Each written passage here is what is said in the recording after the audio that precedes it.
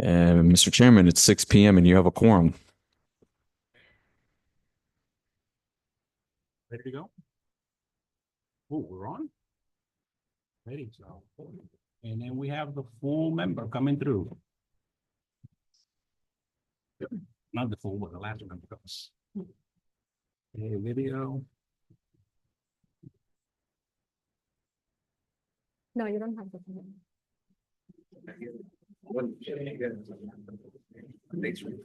Ladies and gentlemen, are we ready? Who wants to do the honors tonight? Eddie, you want to do it? Okay. Okay. Rolling. Good evening. Welcome to the City of Hialeah Planning and Zoning Board meeting for Wednesday, May 14th, 2025. Everyone please rise for the invocation and the Pledge of Allegiance. Grant us wisdom, compassion, and unity as we serve the city of Hialeah. Amen. Amen. I pledge allegiance to the flag of the United States of America and to the republic for which it stands, one nation, under God, indivisible, with liberty and justice for all. May be seated. I got. Meeting guidelines. Oh. The following guidelines apply to today's planning and zoning board meeting. Any person that participating in the web platform, telephonic conferencing, or physical presence at City Hall interested in making comments or posing questions on any item on the agenda may do so during the meeting. Members of the public may hear the meeting live through telephonic conferencing using any telephone or cellular phone service. A smart device or a computer are not necessary to participate in the meeting if you join by phone. All persons participating via the web platform will be muted during the meeting until called upon to be heard.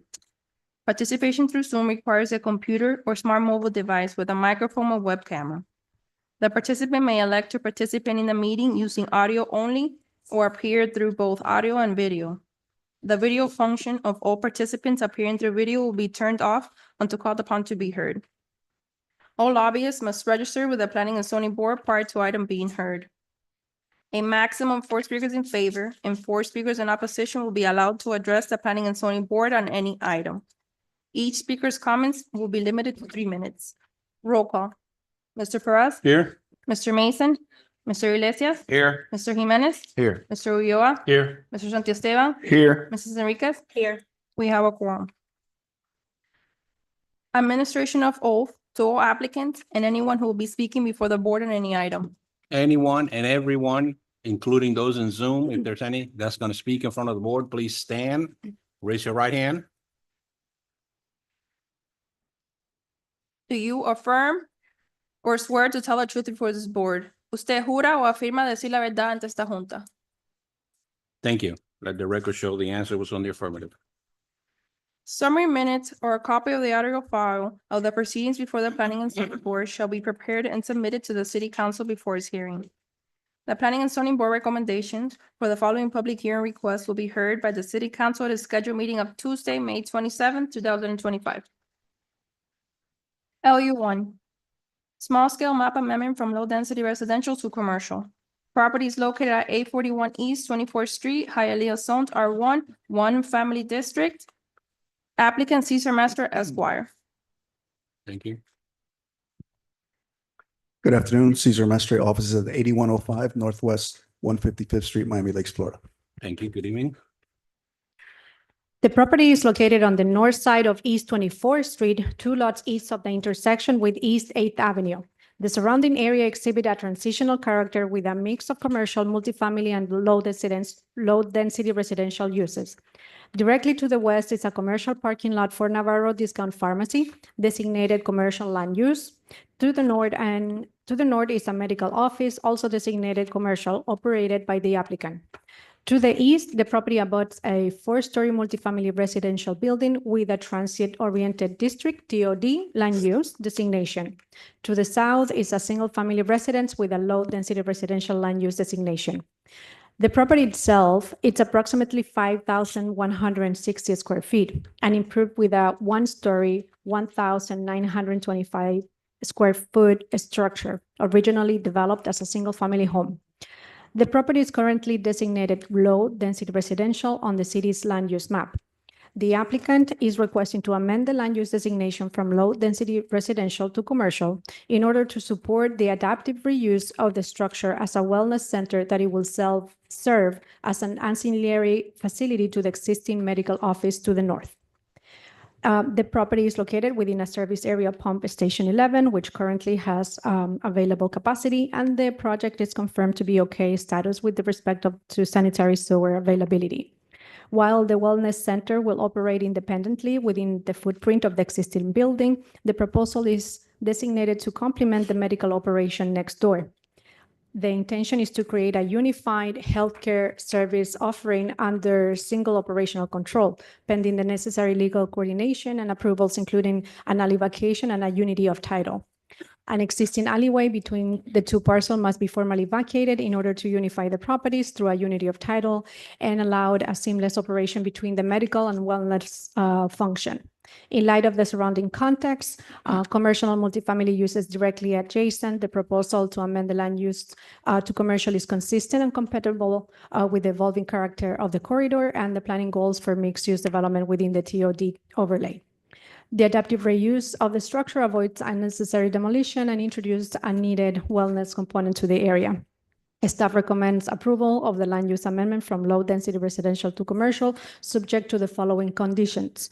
The proposed use shall function exclusively as an ancillary facility to the existing medical center located at 840 East 25th Street, and the applicant shall proffer a unity of title for both properties upon completion of the alley vacation process, and the alleyway between the parcels must be formally vacated prior closing the issuance of a building permit or approval of the unity of title.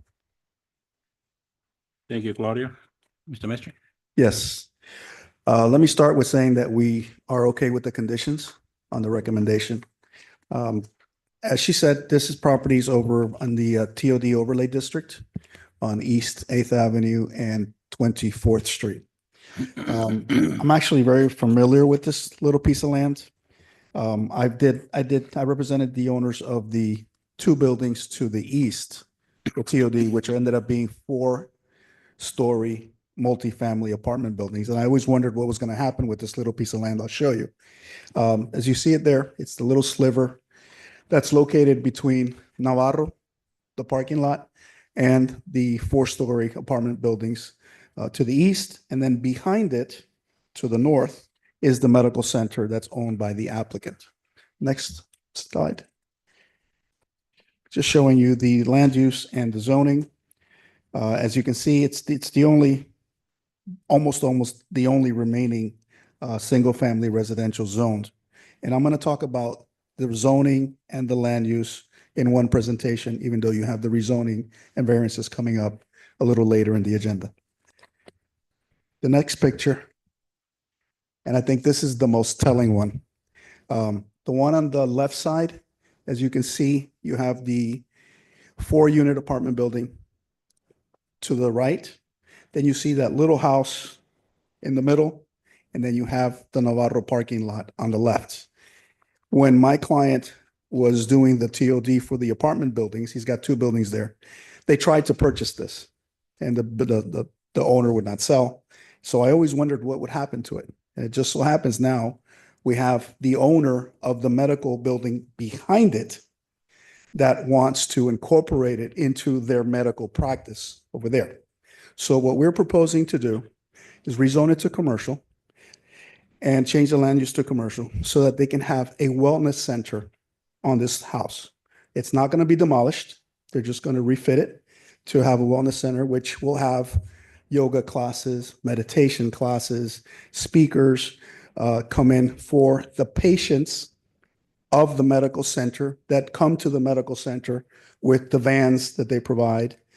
So there's not going to be any additional traffic, no additional parking, no additional cars. It's just going to be an ancillary use for their medical practice, which has already been there. So it seems to be one of the only things that this little property would be good for, because as you can see, having that little single family home next to this big building on one side and the Navarro parking lot on the other very limits its use and what somebody would want to do with it. So that is the basic premise. I have some more pictures. The next slide. This is an overhead view, and you can see I don't see the yellow that we put on there, but it would show you the L shape that's formed between the medical plaza. We have to vacate the alley. We understand that we already have the paperwork that we started on that, and then put it together with the residential component, which will be the wellness center. We will vacate the alley. We agree with the conditions, so we respectfully ask you for a recommendation of approval pursuant to the planner's recommendation. Be happy to answer any questions. Thank you, Mr. Mestre. Any comments or questions? Anyone in the audience? Do we have anybody on Zoom?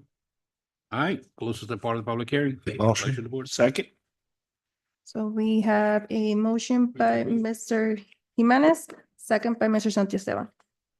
Mr. Mason, Yes. Mrs. Enriquez, Yes. Mr. Perez, Yes. Mr. Santiesteban, Yes. Mr. Ulloa, Yes. Mr. Jimenez, Yes. Mr. Iglesias. Yes. Item has been approved with conditions. Thank you. Thank you. Okay, this is a land use item, so now we're gonna go ahead and migrate onto the regular planning and zoning meetings. So I have approval of planning and zoning summary agenda of April 23rd, 2025 as submitted. Second. We have a motion by Mrs. Enriquez, second by Mr. Santiesteban. Mr. Mason, Yes. Mr. Iglesias, Yes. Mr. Jimenez, Yes. Mr. Santiesteban, Yes. Mr. Ulloa, Yes. Mrs. Enriquez, Yes. Mr. Perez. Yes. Item has been approved. A written decision and resolution will be prepared and presented for review to the city council. The city council is authorized to affirm with conditions, or override the decision by resolution. After the resolution is adopted, contact a member of the city clerk's office to obtain a copy of the final decision and resolution. Upon your receipt of the final decision and resolution, contact the building department to obtain your required building permit. Summary minutes or a copy of the audio file, the proceedings before the Planning and Zoning Board shall be prepared and submitted to the city council before its hearing. The Planning and Zoning Board recommendations for the following public hearing requests will be heard by the city council at a scheduled meeting of Tuesday, June 10th, 2025. Item number 2. Final decision to allow front setback of 17.90 feet or 20 feet are required for the legalization of an existing aluminum porch. Properties located at 217 West 35th Street, Hialeah zoned R1, one family district. Applicant Silvia Lopez Calderon. Press some button. Good afternoon to the board. Name and address, please. When it turns green. My name is Elisa Garcia and it's Easy Permits and Legalizations, address 5721 Northwest 194th Street, Hialeah, Florida 33015. Thank you. Good evening. Through the chair, Yes. we need to make sure that Ms. Garcia is actually permitted to make the recommendation because she's not the applicant. I applied for the owner. Um, We did all the applications for the owner, Did you as register, Gisele knows. did you register as a lobbyist? Normally, I never sign any documentation. That's why I walked in and I saw a new board. I asked if I needed to sign anything.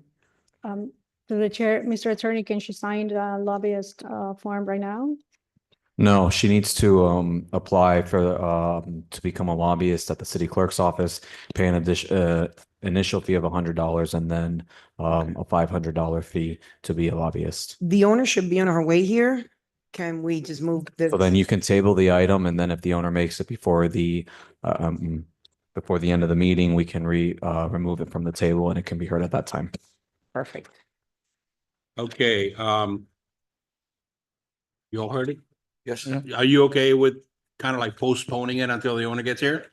All right, Motion to table. Second the motion. there we go. Okay, so we have a motion by Mr. Ulloa, second by Mr. Iglesias. It's not table, it's more of a postponement, Let's take- table? Oh, you want a table? Has to be tabled. It has to be tabled. There you go. Stand Motion- corrected. Motion by Mr. Ulloa, second by Mr. Iglesias. Mr. Jimenez, Yes. Mr. Santiesteban, Yes. Mr. Perez, Yes. Mrs. Enriquez, Yes. Mr. Ulloa, Yes. Mr. Mason, Yes. Mr. Iglesias. Yes. Item has been tabled. So that means that you'll be at the end. Hey. All right. Planning and zoning board recommendations for the following public hearing requests will be heard by the sitting council at its scheduled meeting of Tuesday, May 27th, 2025. Item number 3, closing, vacating, and abandoning for public use the south 6 feet of the 12-foot alley line north and adjacent to track 36-FD of said plat of the revised plat of 16th addition to Hialeah. And the south 6 feet of the 12-foot alley line north and adjacent to the east 20 feet of lot 21, block 36-F of said plat of 16th addition to Hialeah. And the north 6 feet of the 12-foot alley line south of and adjacent to the east 140 feet of track 36-FA of said plat of the revised plat of 16th addition to Hialeah, containing 2,160 square feet more or less. Applicant Felix Pardo, architect, on behalf of Store All 27 East 8th Ave, Hialeah LLC. Name and address, please. Push the button, please. Can you hear me now? Is it green? Now it is. Hi. Thank you. Mr. Chairman, good Good evening, evening. board members, staff. My name is Felix Pardo. I am the architect for this particular project. My office address is 2100 Zalzito Street, Suite 303, Coral Gables, Florida. Thank you. We'll read it into the record and then we'll give you the floor. Okay. Thank you. The petition in this application seeks the closure, abandonment, and vacation of a portion of a 12-foot alley running east to west through the block surrounded by East 42nd Street to the north, East 41st Street to the south, East 8th Avenue to the west, and 7th Avenue to the east. The portion of the alley proposed for closure, as shown in Exhibit A, is adjacent to 3 parcels. With address of 4148 East 8th Avenue, 780 East 42nd Street, and 790 East 42nd Street. Both sides of the alley to be closed are owned by the same owner. The intent of the request is to consolidate the northern and southern portions of the mentioned properties to allow for the development of a storage building. The alley will remain open only at the western portion where it abuts properties owned by other parties. Letter of no objections had been received by FPL and Comcast, and City of Hialeah Public Works Department has no objection, with the condition that a new water main is fully installed and operational prior to commencement of any building construction. Utility letters from AT&T and Florida City Gas are still pending. The request is recommended for approval, subject to the condition that a new water main is fully installed and operational prior to the commencement of any building construction. Furthermore, no certificate of occupancy shall be issued until this condition is met. Our recommendations is approval with conditions. Thank you, Claudia. Comments or questions? We agree with the conditions from staff. We've worked very hard on getting all the approvals from the different parties. Okay, comments or questions from the board? Yes, What's currently there right now? I'm looking at it on Google Maps. It's a vacant lot. It is closed old veterinarian place that is no longer operating there. Through the chair. This is behind the old Molinas, right? Just across the street from. Ah, okay. I'm trying to find it on the.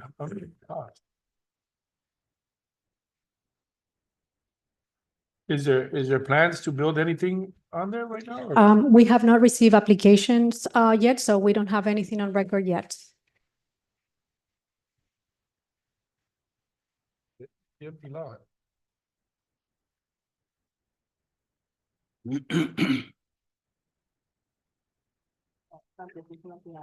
Okay.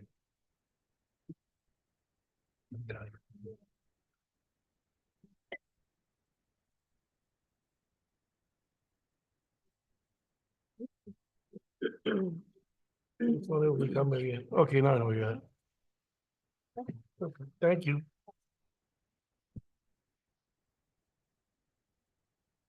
did that answer your question now? Yeah, so it's just the alleyway between the appliance center and the animal? Yes, sir. Is both properties yours? Yes. My client, sir. Okay, so you just want to take, this is just for the alleyway? Okay. Thank you. Eddie? You, oh, you good? Yeah. All right, anyone else? Anyone in the audience? All right, what's the pleasure of the board? Motion to approve. Second. Okay, so we have a motion by Mr. Iglesias, second by Mrs. Enriquez. Mr. Ulloa, Yes. Mr. Santiesteban, Yes. Mr. Perez, Yes. Mr. Mason, Yes. Mrs. Enriquez, Yes. Mr. Iglesias, Yes. Mr. Jimenez. Yes. Item has been approved with conditions. Thank you. Have a nice evening. Item number 4. Rezoning from R1 One Family District to C1 Restricted Retail Commercial District. Variance permit to allow 0 parking spaces where 11 parking spaces are required. Property is located at 841 East 24th Street, Hialeah zoned R1 One Family District. Applicant Cesar Mestre, Esquire. Cesar Mestre with offices at 8105 Northwest 155th Street, Miami Lakes, Florida. As mentioned already, this is the companion item to the land use application that you heard before. This subject property is located on the north side of East 24th Street, 2 lots east to the corner of East 8th Avenue, and it's currently improved with a 1-story 1,925 square foot single family home. The applicant proposes an adaptive reuse of the existing structure for a wellness center. The applicant also operates a medical center at the adjacent property to the north with address 840 East 25th Street. The proposed wellness center is intended to function as an ancillary service to the existing medical use, creating a unified health and wellness complex. The alleyway separates the properties, and it has been conditioned that they need to submit for the vacation and closure. The medical center was granted a variance permit under number 2023-12 to allow 15 parking spaces where 21 spaces were required. The current operation of the medical center includes 2 doctors with patients scheduled at staggered intervals, 3 per hour per doctor, and a staff composed of 1 front desk person, 1 medical assistant, and 1 customer service representative. As documented in the medical center parking variance, the majority of the patients are Medicare age and do not drive themselves, which significantly reduce the demand of on-site parking. And in addition, inspection revealed that actually they have valet services at the medical center as well. This can also justify the parking variance for the proposed wellness center, which is designed to complement the existing medical center and will not generate additional parking demand. Similarly, the majority of the wellness center patients are Medicare age individual, many of whom are drop-off, further reducing the demand for on-site parking. The applicant proposes that all patron vehicular access be handled through the existing medical site to the north, so no vehicular access is through this property. The property under this application falls within the transit-oriented development land use district and is currently designated low density. The applicant request is to redesignate the parcel as commercial from the rezoning of R1. An originally proposed drop-off area of the front of the site has been eliminated from the plan due to the narrow width of the parcel. In place, a landscape green area will be provided. The applicant shall coordinate with the street departments to any remaining driveway approach, install raised curbs to eliminate any potential vehicular access, and to confirm that any street trees are required in front of the swell. This adaptive reuse project preserves the existing building, enhances the neighborhood compatibility, and aligns with the city goals to provide services to the community. The request for 0 on-site parking is supported by the nature of being an ancillary building to the existing medical center and reflects the operational realities of a low-traffic appointment-based services. Staff recommends approval for the rezoning from R1 to C1 and the variance to waive the parking requirements of 11 parking spaces where 0 will be provided with the following conditions. The site shall be developed in accordance with the architectural and site plan submitted by the applicant. The proposed use shall function exclusively as an ancillary facility to the existing medical center located at 840 East 25th Street. The applicant shall proffer the unity of title for both properties. No vehicular access or circulation shall be permitted at the southern portion of this property, since all the vehicular traffic shall be directly through the adjacent medical center. And with that, staff recommends approval with conditions. Thank you. Semester, I have or either you or Claudia can answer this question, just out of curiosity. We're requiring to vacate the alley. That's correct. Okay. If I understand it correctly, that means no usage whatsoever for the alley. The alley is going to be open and clear. That's correct. And in addition to that, the properties to the west, to the east, the alley has been vacated already. So there is just this segment that 6 remains feet. open. Yeah. Mhm. Okay. So now to you, would that be a way to possibly wheelchair patients or clients or what have you from the medical center to the wellness center, or the alley has to be completely clear? And First, the alley has to be vacated. They need to proffer then a unity of title, and they can do improvements. Once a unity of title actually is in place, they can redevelop that area. So it will be a physical connection through both properties. that's exactly, thank you. It's meant to operate as one, Right. that we're going to vacate the alley so that we can unify them. We'll Right. do the unity of title. And then we will make use of the alley going back and forth. You see what I'm Yes. saying, like with a wheelchair or something, Yeah. or just a little walkway communicating both properties. It's going to be a nice one property. Right. That's going to look Okay. good. Yes. Okay, thank you. Go ahead, please. No problem. This is the companion case of LU1. We stand by our presentation that we made. And again, we are in agreement with the conditions. We will be proffering a unity of title, which will implement the conditions. We will vacate the alleyway, the remaining part. And I'm glad you cleared that up because I thought my client had vacated the alley behind the TOD. I think you just confirmed that. They did, yes. I kept wondering, wait, I remember doing this. There will be no access on 24th Street. So that's going to be closed off. Whatever's left of that driveway that was there, that's going to be gone. We'll remove the driveway approach, install the raised curb to eliminate any cars or anything coming from 24th Street. And we will confirm with the street department whether any street trees are required in the swale area. So based on that, we would respectfully request a recommendation of approval along with the LU1 item, and we'd be happy to answer any questions. Okay, thank you. Any comments or questions? Anyone in the audience? Okay, what's the pleasure of the board? Motion to approve. Second. We have a motion by Mr. Iglesias, second by Mrs. Enriquez. Mr. Santiesteban, Yes. Mr. Perez, Yes. Mr. Mason, Yes. Mr. Iglesias, Yes. Mrs. Enriquez, Yes. Mr. Ulloa, Yes. Mr. Jimenez. Yes. Item has been approved with conditions. Thank you very much. See, that makes a lot more sense when you just said that you will close the front end on 24th Street.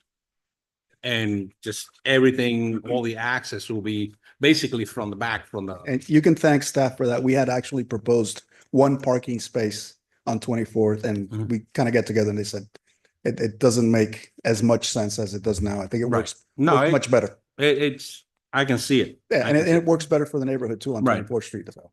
Thank you. Thank you. Item number 5, variance permit to allow a single-family home on each substandard parcel, parcel A, including lots 14 and 15, and parcel B, including lots 16 and 17. Having a total area of 6,915 square feet or 7,500 square feet is the minimum required. And allow each parcel to have a lot width of 50 feet where 75 feet is the minimum required. Property is located at 316 East 43rd Street, Hialeah, zoned R1, one family district. Applicant, Tony Palacios, on behalf of 316 East 43rd Street, Hialeah, LLC. Name and address, please. Buenas tardes, señor panel. Vine en representación de la dirección 316 East 43 Street para un proyecto de seccionar el terreno y fabricar. Through the chair, Okay. we will need to translate what he's saying.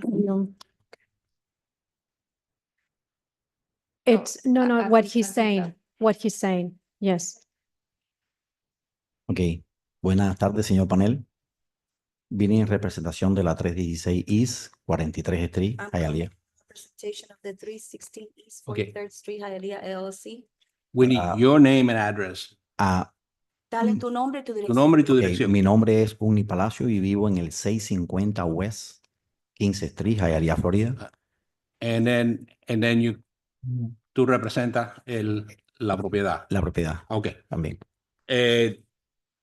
Según hablas, coge un break para que ella tenga oportunidad de traducirlo. Ok. As you speak, give her a break so she can translate. Then the director is going to read her findings and then translate it. Ella va a leer la recomendación al récord en inglés y o la muchacha se la traduce o ella se la traduce de nuevo, como sea, pero tiene que leerla en inglés primero. Thank you. Gracias. The property in this application is located on the south side of East 43rd Street, west of East 4th Avenue. The subject property was developed in 1929 as a single site, including 4 lots as platted in 1927, and is improved with a single-family house that sits in the middle of the parcel. The parcel dimensions are 100 feet by 138.30 feet, which is 1.31 acres. The house is one of the last remaining houses in the city of Hialeah developed before 1930, as documented by Miami-Dade County, where its original style has been preserved over the years. However, this property has not received a formal historical designation by the city of Hialeah, and unfortunately, the structure has been decaying. In historically designated structure, the form of demolition by neglect is common when the preservation and enforcement of historical valuable structure is deficient. The property is currently owned by an LLC that purchased the property in December 2023. The LLC registered agent also owns other investment properties in the city, and his homestead is in the city as well. At this time, the applicant is before the city with a proposal to demolish the existing 1929 house and build 2 identical single-family homes or 4 bedrooms and 2 bathrooms with 2,302 square feet of each of area. Each single-family home is situated on each substandard lot with 6,915 square feet of lot area. This proposal is an improvement from the previously presented proposal to develop a 6-bedroom, 4-bathroom home in each substandard lot. The applicant has been working with the staff to improve the design of the single-family homes. The new proposal includes a garage for 2 cars and a potential pool for each of the substandard lots, demonstrated that the applicant has been working with staff, as I mentioned, to improve the design of each of the proposed single-family homes to maintain the character of single-family home structure within the vicinity. Similar variances have been approved throughout the city to develop in substandard lots. Therefore, the conditions to redevelop the platted lot is in accordance to Code Section 98-348, which allows the development of substandard platted lots that had at least 40 feet wide and a minimum area of 6,480 square feet, which this application is providing each lot as 50 feet wide with 6,915 square feet of area, exceeding the minimum allowances. As mentioned above, the property was sold to the current owner in 2023. Since then, the property has received a code violation for an RV placed on the rear of the property. Therefore, the following conditions are provided to maintain the character of the neighborhood and securing the redevelopment with single-family home structure. Condition number 1, the property owner is to remove the RV from the property by the second reading of the ordinance and to enter into a declaration of restrictions to develop the property according to the submitted plans within a timeline of 12 months from City Council approval to obtain site plan and profit that the 2 substandard lot will be developed and maintained as single-family homes. recommendation from staff is approval with conditions. Ahora lo voy a leer en español. Gracias. La propiedad objeto de esta solicitud se ubica en el lado sur de la calle 43 Este, al oeste de la Cuarta Avenida.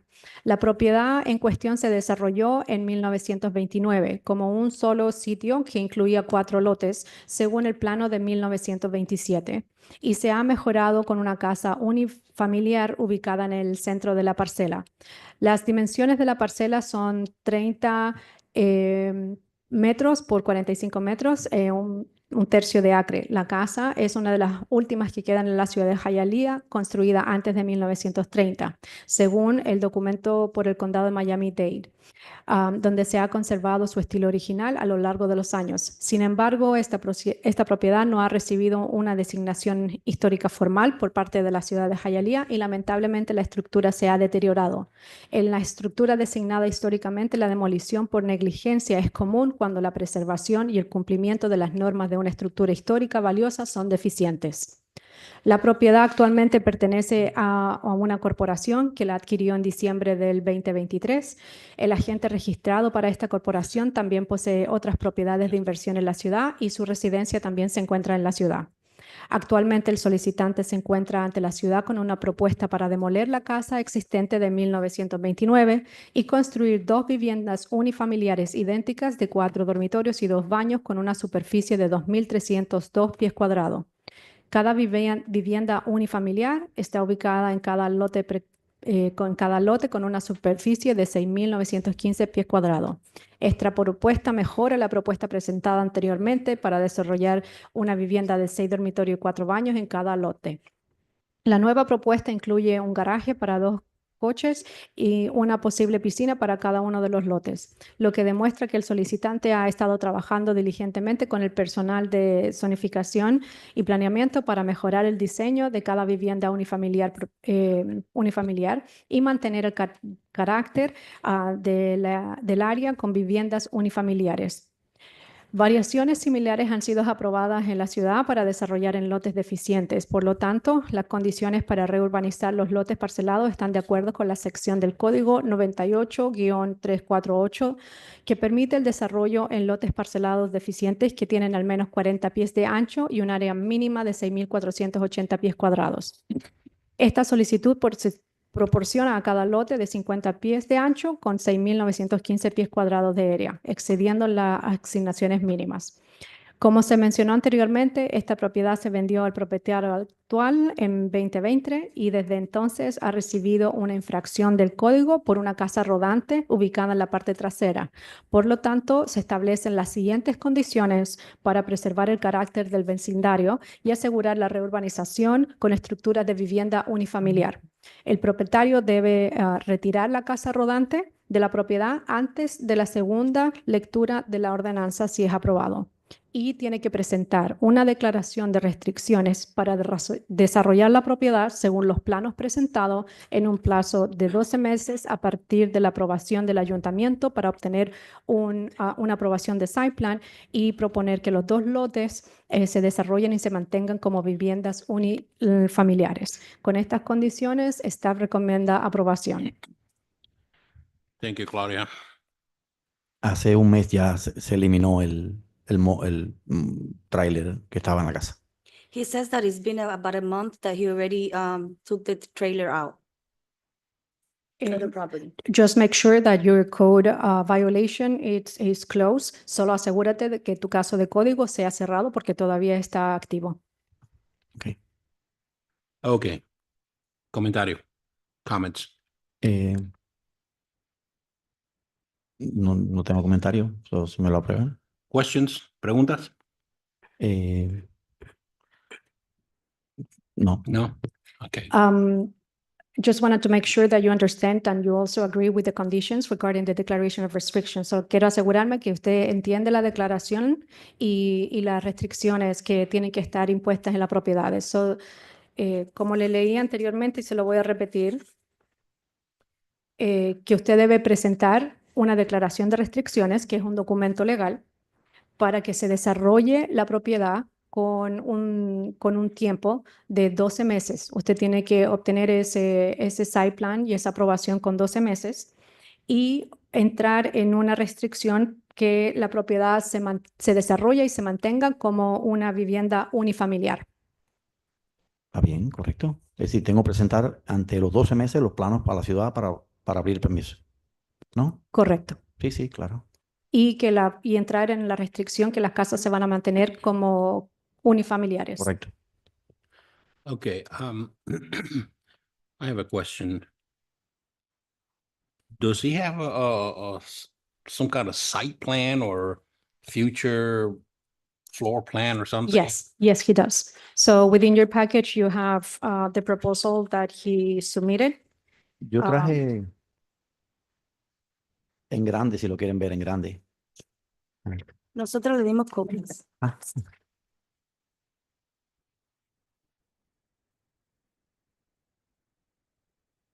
Yeah. Yeah.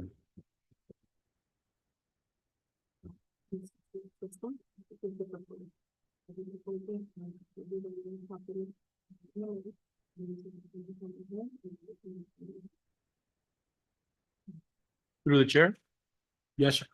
are these going to be rentals or are these units gonna be for sale? ¿Estas unidades van a ser para rentar o van a ser para venta? bueno, una debe ser para rentar. La otra, yo pienso que mi esposa le guste y vivamos en ella. One is gonna be for rental and the other one, he hopes that his wife likes it enough to move in. I don't know if the board wants to see the plans here in large. Can you see it there? So these are the current lots. It's gonna be subdivided. There's going to be one house of 4 bedrooms and 2 bathrooms, and with a double car garage and a potential pool that he proposed in the back. So basically, there are just 2 single-family homes. There's a pool. He said that in his letter of intent, that is a prospect pool. He put it there, but he doesn't know if he's gonna develop with Is a it. pool for both? No, one in each lot. La señora le estaba explicando el plan. Sí. Lo que me entendí. Possibly for this, because it looks like it's paved. Would that be grass? No, it's gravel at the front, and they have trees as well in as well. It's gravel currently, yes. Mhm. But it's gravel. They can actually keep it as gravel. Okay, I didn't know if that was the condition or not. Through the chair, what's the setback size on each side through each property and the neighbors? It is the 10% of the width of the lot, so not less than 5 feet and 1 inch. So in this case, they're proposing that minimum requirement. You said that one of the properties has a garage Both, they are proposed for a double car garage. and a 4 parking space on the front. They have a driveway that they Yeah. can feed either 2 or 4 cars, yes. To the chair again? Yes, sir. I was just speaking to Mr. Abdel. It shouldn't be at least 30% grass in the sway area because of flooding conditions or whatnot. Actually, our code defines the green area as grass or gravel. So if you have gravel, because it doesn't have any material blocking the area, gravel is also considered as a pervious area. Are you referring to the front or Yeah, the front, yeah. The front, okay. At first I saw it. To the swell area. Yeah, that's all right. My vision is not as good, so it looked paved to me, so something that it's gravel. Yeah, But I've always thought that it had to have grass, kind of grass, not necessarily, not necessarily. no. At least we haven't, defined it in the code that it has to be just grass, and also allows them for gravel to be placed. Okay. And there's nothing that could do to save that beautiful little house. Unfortunately, how can I say this? The city of Hialeah hasn't been proactive, okay, in designated this property. Of course, we have been working through our master plan in identifying the properties that they were built before 1930, but we need to take action to bring those protections and also benefit and incentives for property owners for historic houses. But in this case, the house hasn't been maintained, and it's known in historical terms, it's demolition by neglect because they haven't maintained the properties. So in a layman's term, he's basically falling through the cracks. Even since before, I think the property, as I mentioned, was bought in November 2023. And you can see the decay of the property. I don't think so that happened within a year and a half. Right. Yes. No, but I'm talking about the the historical designation of the property or the house or the structure, what have you. And like you just said, that the city has been a little backlogged and has not acted upon designating this. He is falling through the cracks, in other words. Right, exactly. And just to make sure, that property has to be officially designated historic by the city's historic board and council Right. in order to receive all those protections. Unfortunately, we have a handful of properties within the city that they have received that historic designation. So there is a list that we have been working so to identify all those properties and hopefully bring them to, this board and the historic board to provide certain protections. Now, I remember this. I remember this application a little while ago, Yes. and it was a hot subject. And we were talking about the historical designation and the actual physical condition of the structure right now, that it's not sound, if you will. As far as the city, your department, our department is concerned, in your view, his plans, his design falls within compliance. That is correct. As you can see, there are not variances for setbacks, for parking, for green area, for any of the other requirements. What he is requesting is to develop into substandard lots. So even though we share the same, I want to keep an R1. And you feel- will maintain, the R1. Right. Yes. Yeah, but at least, we want to keep that R1 feel to the area. At least it's not going to be high rise. That's correct. So there would actually be two R1s in a substandard lots. That's correct. Everybody understand that? Yes, sir. Okay. Lo que estamos discutiendo aquí, un momentito, bien breve. Yo le pregunté a ella, que yo me recuerdo que usted estuvo aquí anteriormente y discutimos este caso, y la situación de la casa siendo siendo antigua, vaya, siendo histórica. Okay. Nosotros no nos gustaría, o no nos gusta que demolerla, porque es una casa antigua, histórica, entiende, tiene sus razones, pero desafortunadamente, por una razón o la otra, la ciudad no la ha dedicado como una propiedad histórica, lo cual en realidad le abre la puerta a usted para pedir lo que está pidiendo, que cae en código el lote, dividirlo y mantener el área en R1, Sí. pero en vez de una casa, hacer dos R1 en lotes más, más pequeños. Se lo condensé lo más posible. Gracias. Okay, pero eso. Okay, so is there any comments or questions from the board other than what I just? Through the chair. Yes, sir. This lot, it's the lot east, right? Because there's two lots there by the same owner in that area. It's If you look at it on Google, it's like two houses from the same Yeah, fence. I know that I grew up in the area, Mm. and that to me, that I'm gonna be honest, this is like a historical thing, and it's my childhood. But what I'm seeing here is that I don't want it to become like a clutter of houses. Yeah, because they're aiming at one lot and there's another lot on the side that they own that eventually in the future could, build you know what I mean? Like a saturation of density in that area. Where that area, I'm gonna tell you, it's very family and.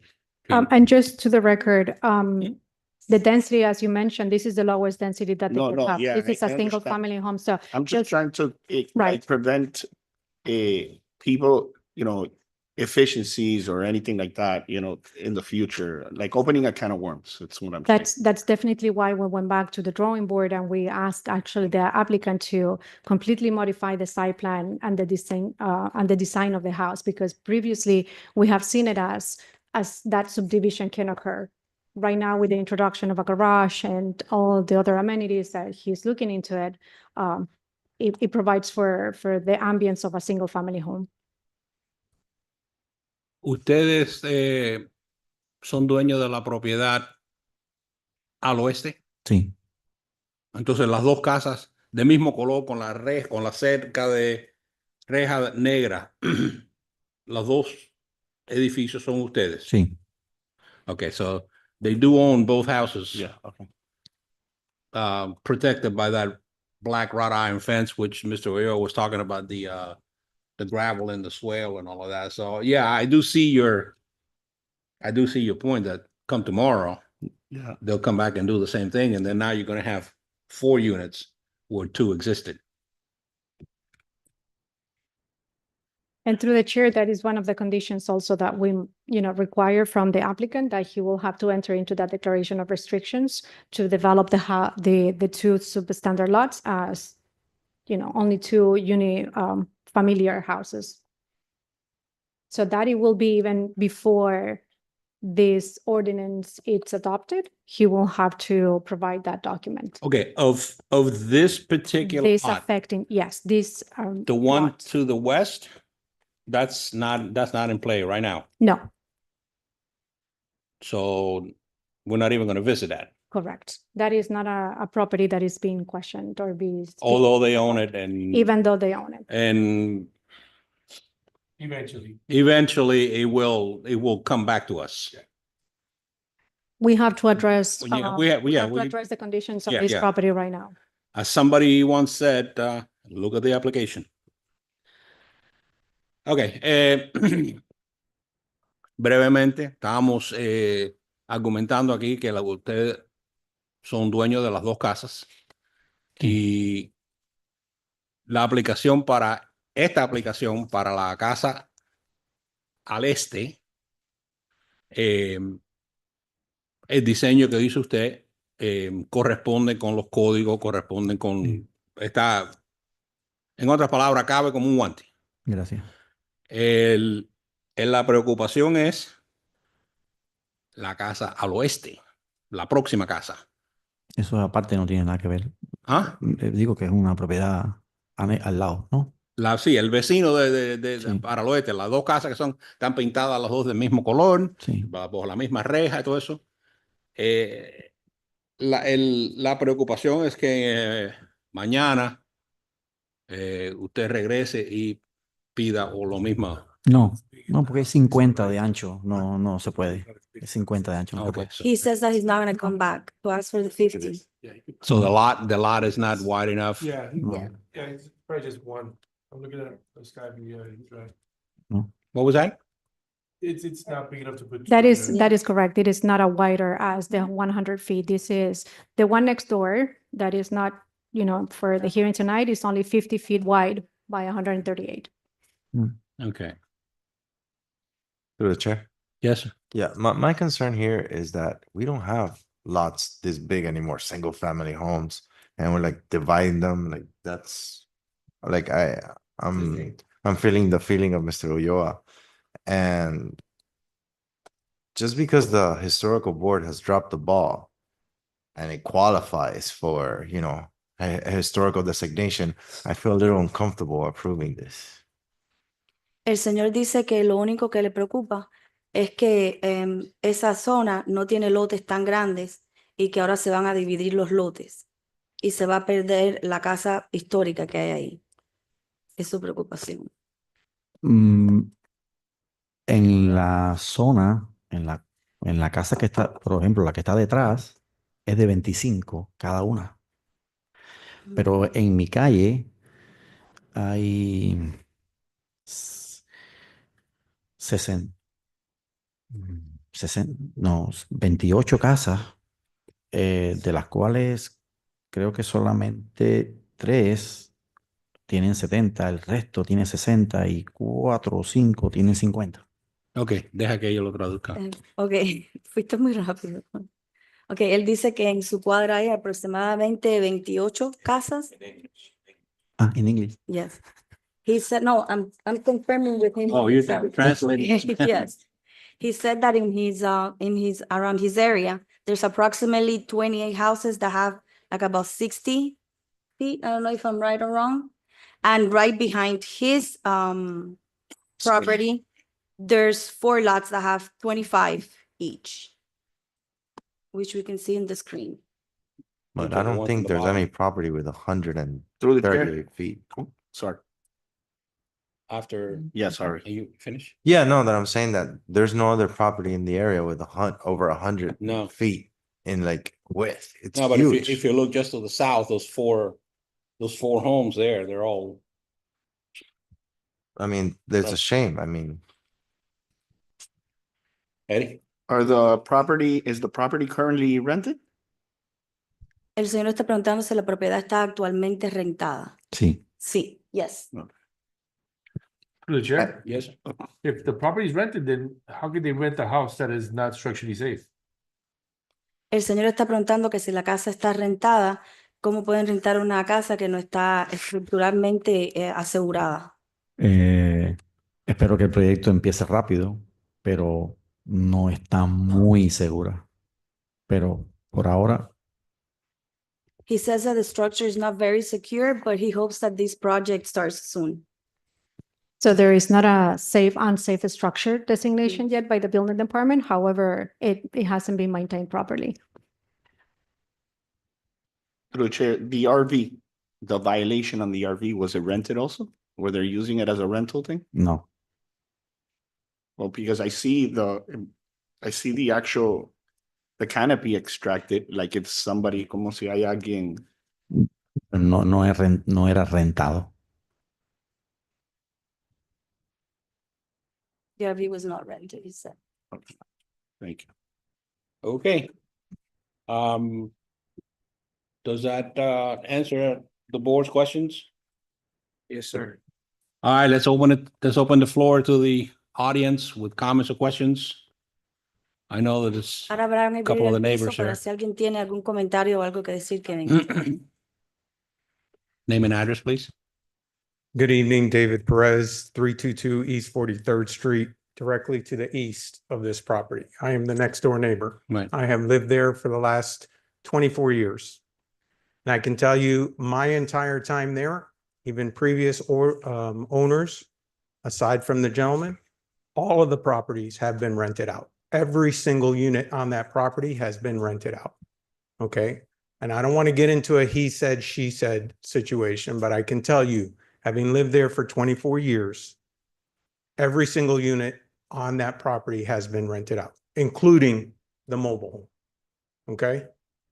You should ask if any what exactly were the code violations for the mobile home. Okay, I think that's very important. And I won't go any further into it, but I'd like to introduce for the record some pictures. I don't know who's the clerk, or should I put these forward?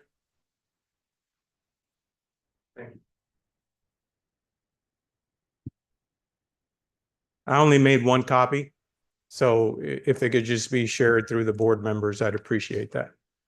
But I think some of those pictures will answer the questions as to whether there was grass or not. There's rock, P-rock, I think is the actual term for the rock that's used out front in the swale. But what I have there is I wanted to show you the current situation that's going on in the neighborhood.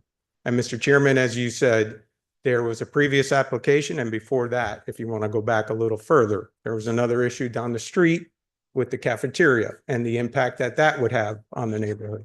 So this comes back to a quality of life issue. Okay, again, living right next door to the proposed additions or improvement to the property. What we currently deal with is approximately 11 cars parked out in the swale each and every day. It is becoming dangerous and a hassle to pull out of my own property because of the amount of cars that are parked in the swale. Now, I am all for individuals maximizing the return on their investments, on their properties, but there has to be a line. There has to be a line here. I remember not too long ago, a few years ago, okay, being a resident of Hialeah for the last 40 plus years, there was an issue with the impact of water and sewer and businesses and buildings and coming into the city. You are now replacing one home with 2 units that will have 4 rooms each. There has to be a water and sewer impact to the current system in the city. There has to be some kind of impact repercussions. If there was a concern a few years ago on water and sewer and the capacity, I don't think it's improved. I don't remember seeing any general obligation bonds or any major projects water and sewer wise for the city of Hialeah. So I'm out of time, but I ask you to please consider the quality of life issues on the neighborhood and what that will mean for people like me. I have a question. Yes. You had a picture of a truck with a big trailer. What is that? Yes, going back to my comments earlier, what I said with the cafeteria. Is that in front of that property? That is in front of my house. Oh, your house. That is what we have every day. In addition to 11 cars on the swale, we still have the issues with the cafeteria down on the corner. And that truck comes from whom? Like A patron. A customer. A patron. It happens all the time. I remember, Mr. Chairman, you saying you've driven down the street quite a while. It happens all the time between delivery trucks, patrons, what have you. That street is always an issue. And now, again, we're going from a single family home. Again, I don't want to get into he said, she said, but for the last 20 plus years, each individual unit on the property has been rented. We are not going to replace it with 2 units. I'm glad to see it was reduced from 6 rooms to 4 rooms, but I'm going to make a general statement.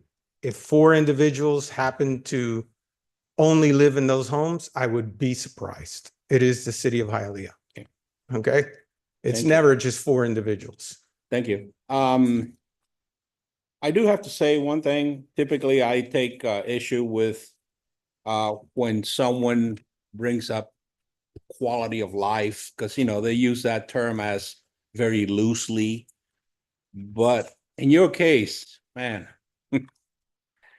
you're right on. I mean, you're right on.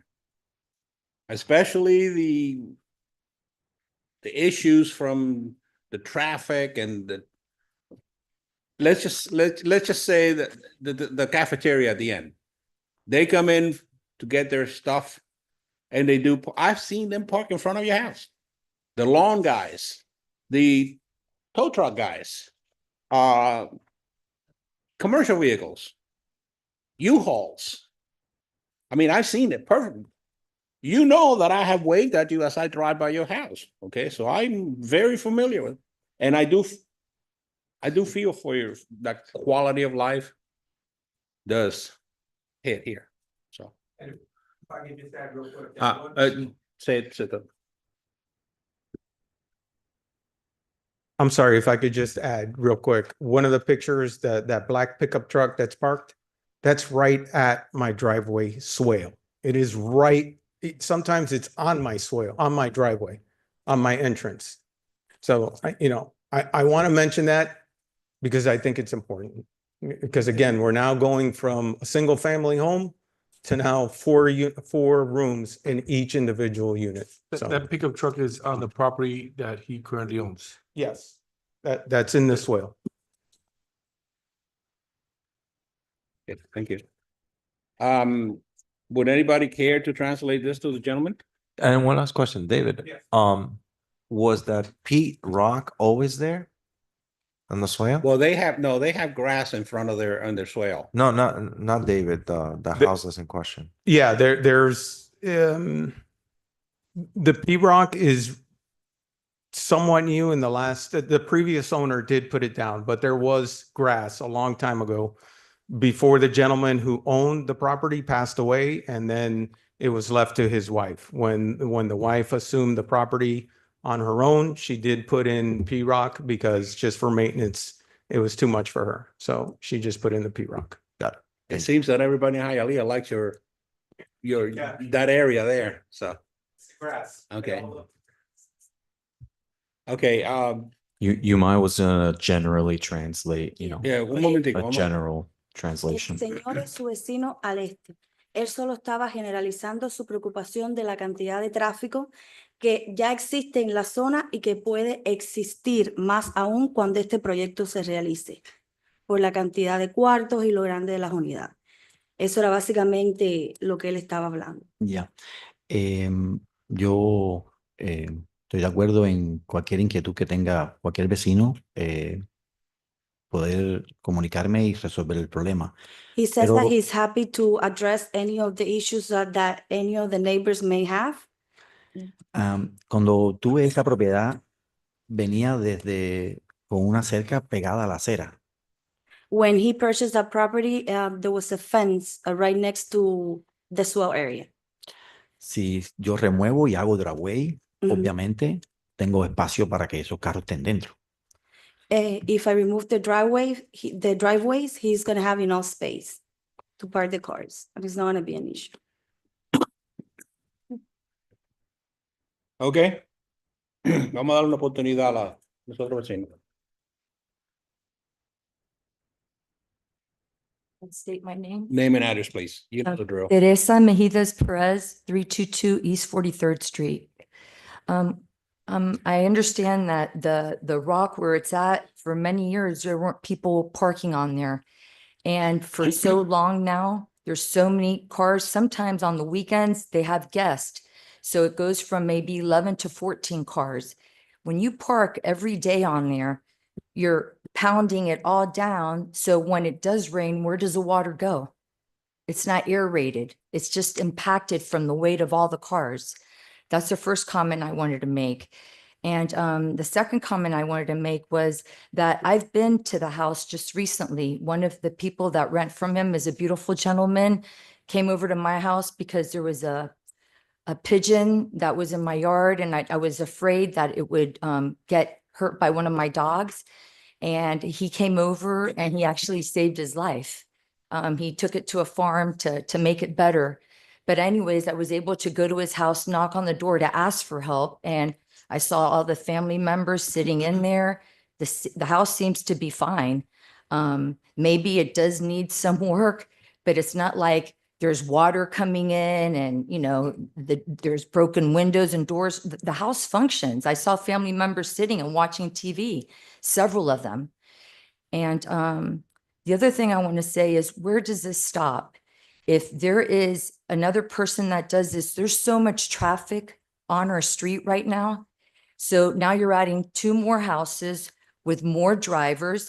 And then who's to say that somebody else doesn't want to do what he wants to do? And there's, like I said, so much traffic right now, and there's people always stopping in front of our house. So we have to, like when my mom visits me, I have to get out of the car. I have to, pull her car so it's like the getaway position. Then she gets in the car, and then I stand there, and then I have to look to see if anybody's coming to see if she could be out. And sometimes not only do we have that, but then we have the people that say, no, we're going to be there a minute. And I've clocked it. I have pictures that are timestamped. Usually they're 30 minutes. One time it's a long guy, then it's another guy with a big truck. And it happens not once, not twice, several times. So our quality of life, we purchased that house a long time ago. Now we have to deal with people blocking, obstructing the view every time you're trying to pull out of your house. And I know he's saying that he's going to do some parking spaces again, but look at all the other cars that are coming. And just this morning, my cat died. My cat got hit by a car, a cat that I had for 15 years. And just the amount of cars, and we have it on our video of what happened and the speed of the people going down our house. So I just wish that you would reconsider and think about other people doing the same thing and changing the way that our neighborhood looks like. Thank you. Thank you.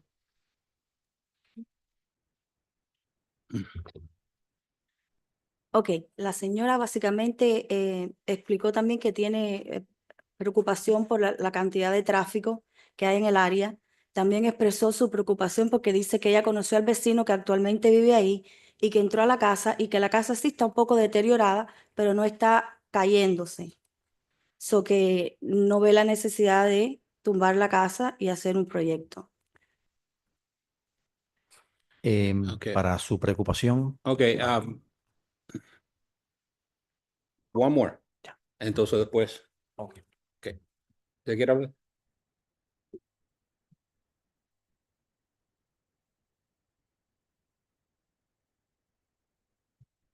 Nombre y dirección. María Mejiles, 625 West 60th Street. Is that it? No, yeah, just diga lo que. Oh, I'm sorry. Well. María Mejiles, 625 West 60th Street. Okay. Okay? And I am heartbroken about what's happening in the single family community of 43rd Street. 43rd Street is dying. That street is a street to the North Highly Elementary. It's a very single family street and community.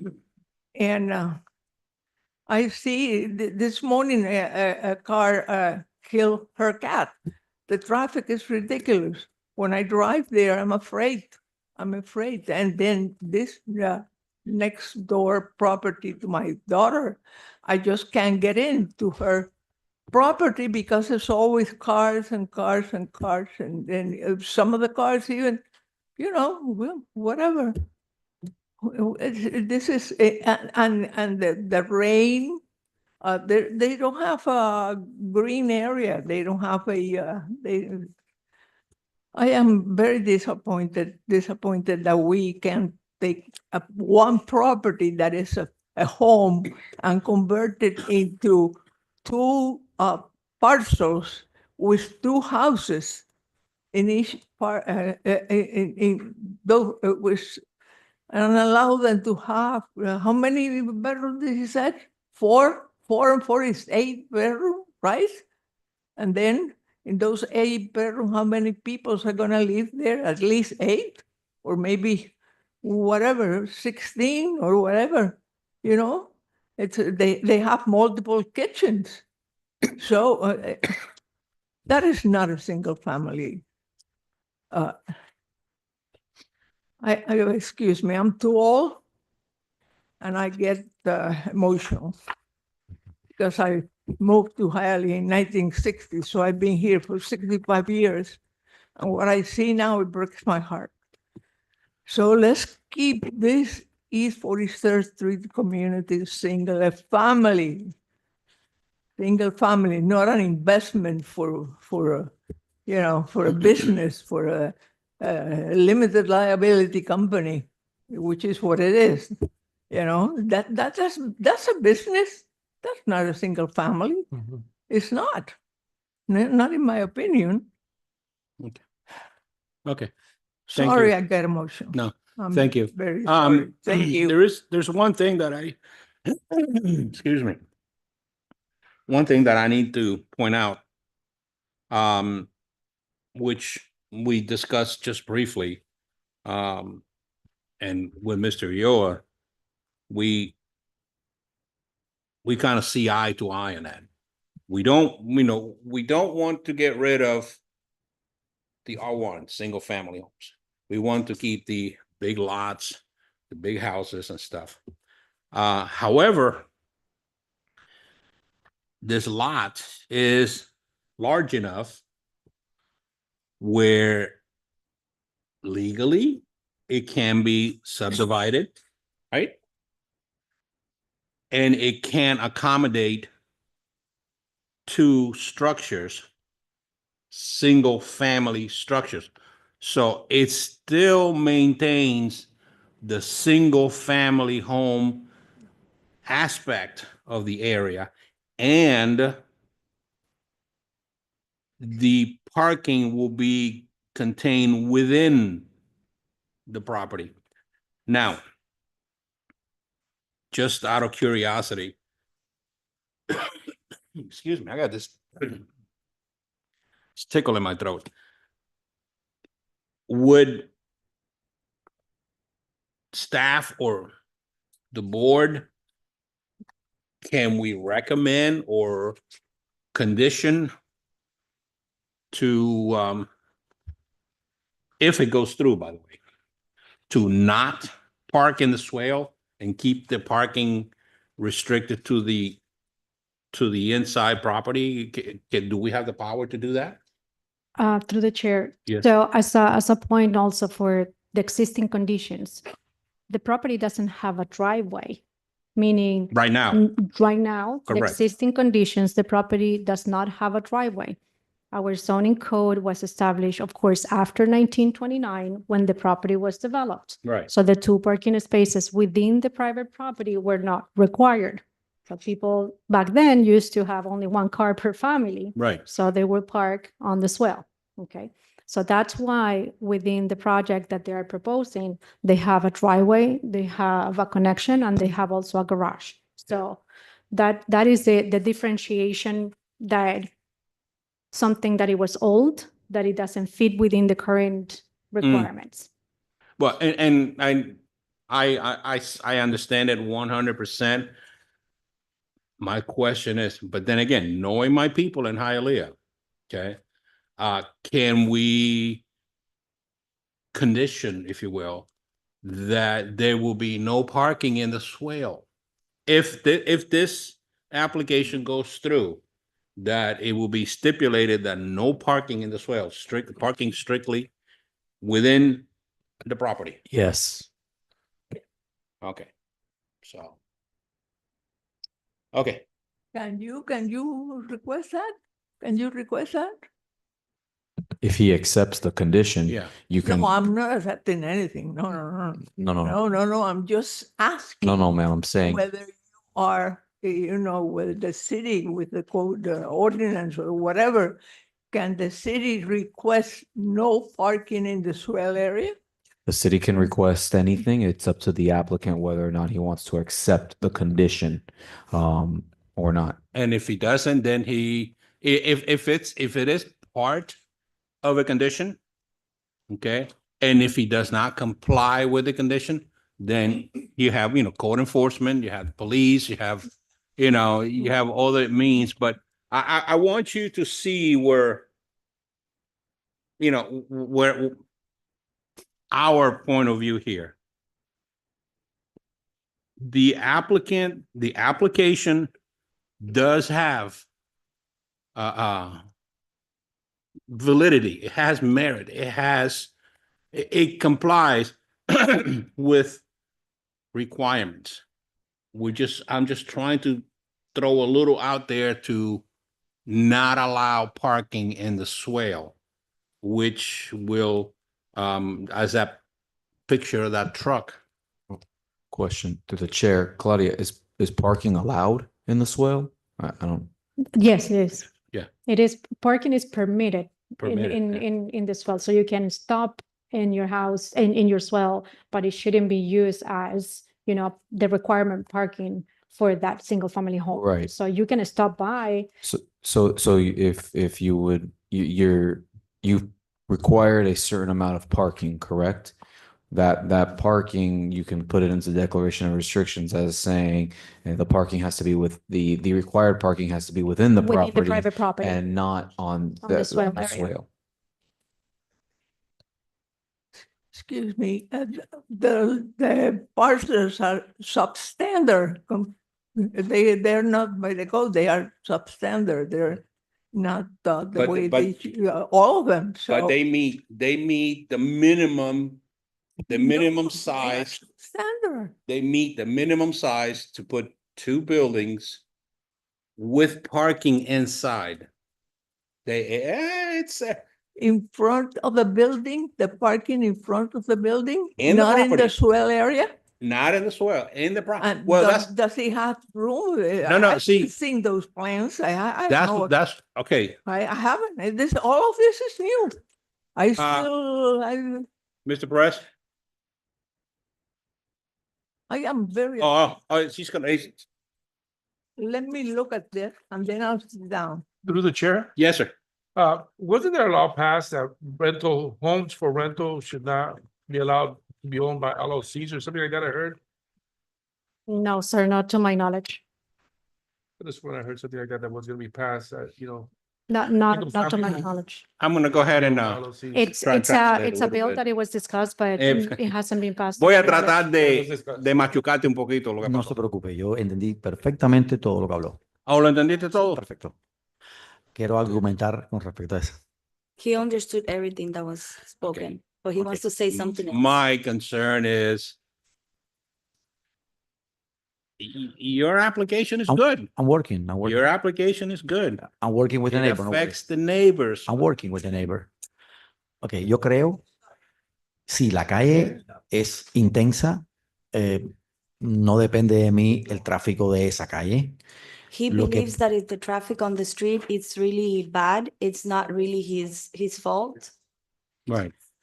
El único jardín que está bonito es el de ellos. El de ellos. El de ellos, sí. He says that the only garden that is pretty is theirs.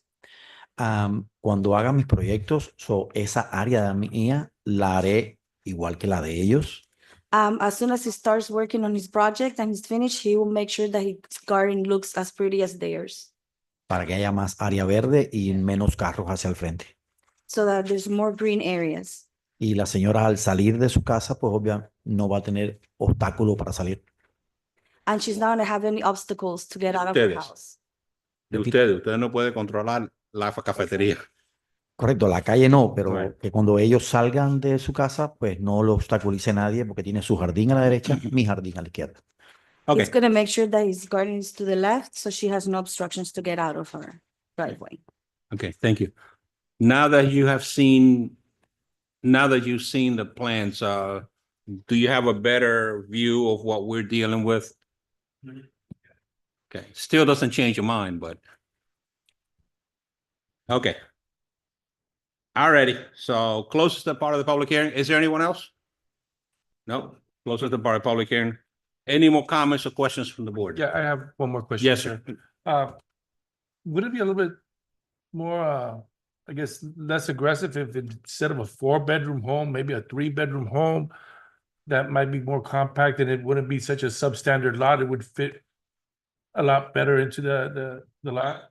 Through the chair. So the lot, it's according to the requirements, it's more than what the code allows.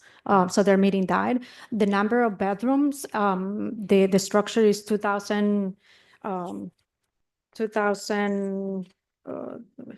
2,300 square feet, which is pretty standard for a single family home. The difference between 3 and 4, to be quite honest, I don't think so that it will make the difference between, whether you have, 2 childs or 3 childs or children or something like that. But it will depend on the board. I also want to make sure or clarify if the boards agree on the added condition regarding the no parking on this well. Well, that's something that we will. Through the chair. I don't know. I know about the no parking. I say maybe we could add a condition to add a lot of greenery there in that area. I know that we can't block for them to come out of the house, but some type of greenery in excess amount of space where they cannot park in the future. Say, we fit a car. Like right now, the picture the gentleman supplied, the SUV pickup, it's actually on the side of the tree, literally touching his skirt. It's zero weight, or like trees, maybe oak trees. I know there's like 3 or 4. Let me see. Sorry. Even through the chair, even though the gravel it's permitted, we can also request that the swell it is converted back into green area, into What I'm grass. trying to do is redo With the actual- exactly within this well though, we need to be mindful because not bushes or stuff like that, they can be placed, so it will block the triangle of the people coming in and out, but definitely a condition to bring back to grass to natural grass. That sounds fair. Well, like the family here has, they have grassy swale. And they have a nice little yellow rope around, to kind of like keep the, well, to discourage the people from driving onto their grass. But they do have the approach to the driveway. That is obviously part of the code. So I have no problem in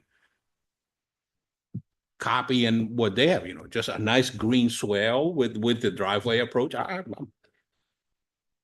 So if the board is done with the comments, I just want to reiterate the conditions, the added conditions. Is there any more comments or that? I see Eddie's gears are turning. Yeah, I'd like to add that condition of the green swale. Yeah, absolutely. So there's two conditions being added. One is to reinstate the swell area to natural grass, and the condition that no parking on the swell area for that property. So para aclararlo bien, el board te está pidiendo que tú traigas otra vez la hierba natural en el frente del swell area y que no haya parqueo obviamente en el grass. Y si traes, si traes grass, no vas a poder parquear ahí, correcto. Pero también esa condición se va a estipular dentro de tu declaración de restricciones. Yo lo acabo de decir ahora. Okay. Obviamente necesitas el approach a driveway para entrar y salir. Yo acabo de... Pero los dos approach, And green. hierba, Sí, verde, concreto o asfalto, approach, verde, approach, verde. sí, yo lo sugerí, lo acabo de sugerir ahora. Yeah, he agrees. Okay. Okay, so if that's where we are, then Are you guys okay with that? Is it better at least? Hopefully. We try to make everybody happy. I know we can't. Yeah. All right, so then that being said, for the momento, you agree with everything that's been said, the conditions, no parking and parking inside and the grass, all of that is good. Correcto. Correct. Okay. I agree. All right. So what is the pleasure of the board then? Reluctantly, I would like to motion to approve, it's sad. With conditions. attention to conditions. And the new conditions too. And the new conditions, yeah. Sadly, we're gonna lose a beautiful house. I know. I Sadly. listen, if we have ever been, I don't think we have ever been so Yeah, on a item as this one. but he's doing He's doing it. the legal way. Exactly how He's doing it illegally, yeah. Okay. Okay, so we have a motion? Have a motion by Mr. Ulloa, second by Mr. Iglesias. Mr. Perez, Absolutely. Mr. Mason, Yes. Mr. Iglesias, Yes. Mrs. Enriquez, Yes. Mr. Jimenez, Yes. Mr. Ulloa, Sadly, yes. Mr. Santiesteban. No. Item has been approved with conditions. Please, Te aprobaron con las condiciones que aceptaste. Correcto. please. Lo Okay. prometo. Communicate with them. No hay problema. No, just, handshake, just, No. remember your neighbors. No. Yeah, I know. Okay, So, thank you. you're welcome. So item number 6 is actually a tabled item from March 26, 2025 meeting. We will need to remove it from table. All right. Can we get a motion to remove? Motion to remove. Second. We have a motion from Mr. Ulloa, second by Mrs. Enriquez. Mr. Mason, Yes. Mr. Iglesias. Yes. Mrs. Enriquez. Yes. Mr. Jimenez. Yes. Mr. Santiesteban. Yes. Mr. Ulloa. Yes. Mr. Perez. Yes. Oh, no. Item has been removed from table. Item number 6, variance permit to allow a total lot coverage of 48% when 30% is the maximum allowed. Properties located at 1158 West 30th Street, Hialeah Zone R2, 1 and 2 Family Residential District. Applicant Wilfredo W. Aguirre. Yeah, you passing it over because you thought it was stable? Okay, we're gonna hear it. Name and address, please. Tu nombre y tu dirección, por favor. Mi nombre es Wilfredo Aguirre, La dirección es 1158 West 30 Street. Diego Aguirre, 1158 West 30th Street. Okay.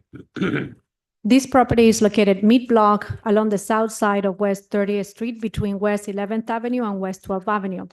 The property includes 1.5 lot with a total area of 8,100 square feet and a street frontage of 60 feet, making the lot non-conforming. According to city records, this property has been improved with a one-story single-family home since 1957 and then enlarged in 1982 with an attached addition at the rear. However, the current survey reflects improvements for which no building permits were found on city records.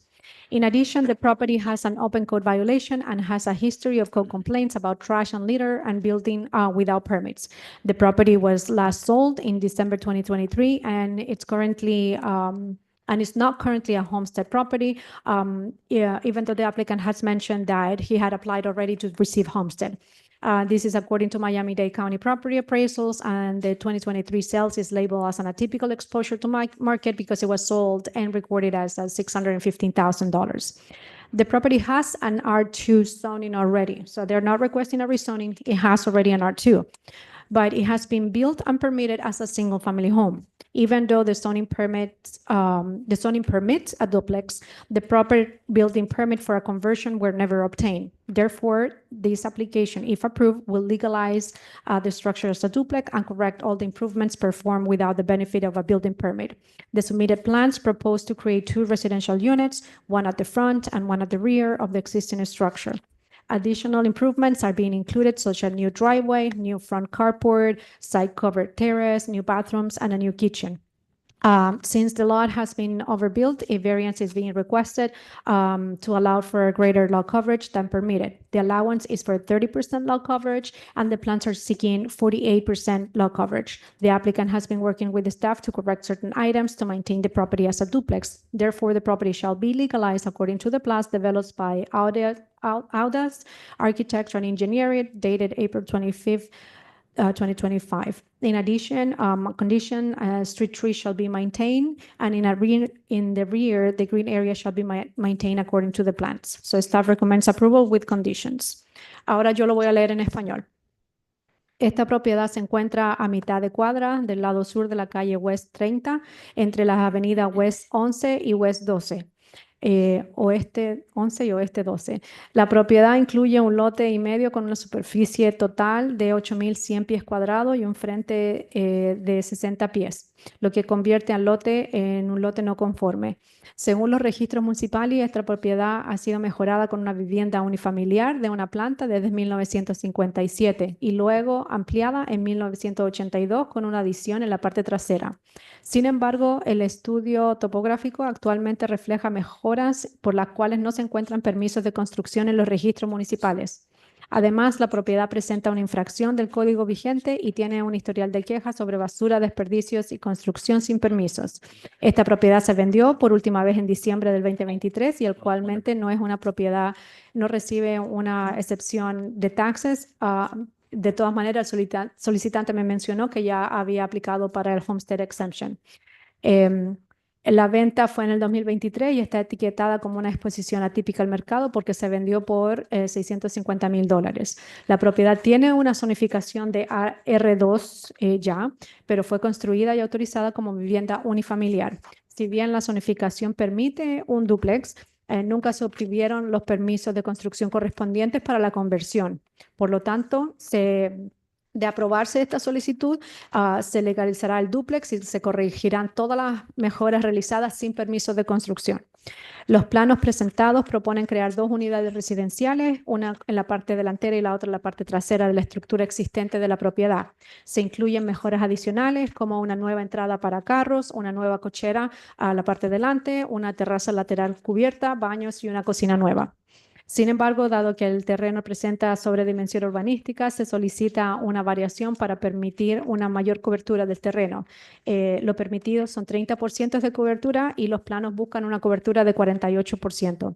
El solicitante ha estado trabajando con staff para corregir los aspectos necesarios y mantener la propiedad como un dúplex. Por lo tanto, la propiedad se legalizará según los planos desarrollados por Audace Architecture and Engineering con fecha abril 25 de 2025. Además, se debe mantener un árbol en la parte de enfrente y la parte de atrás como un área verde.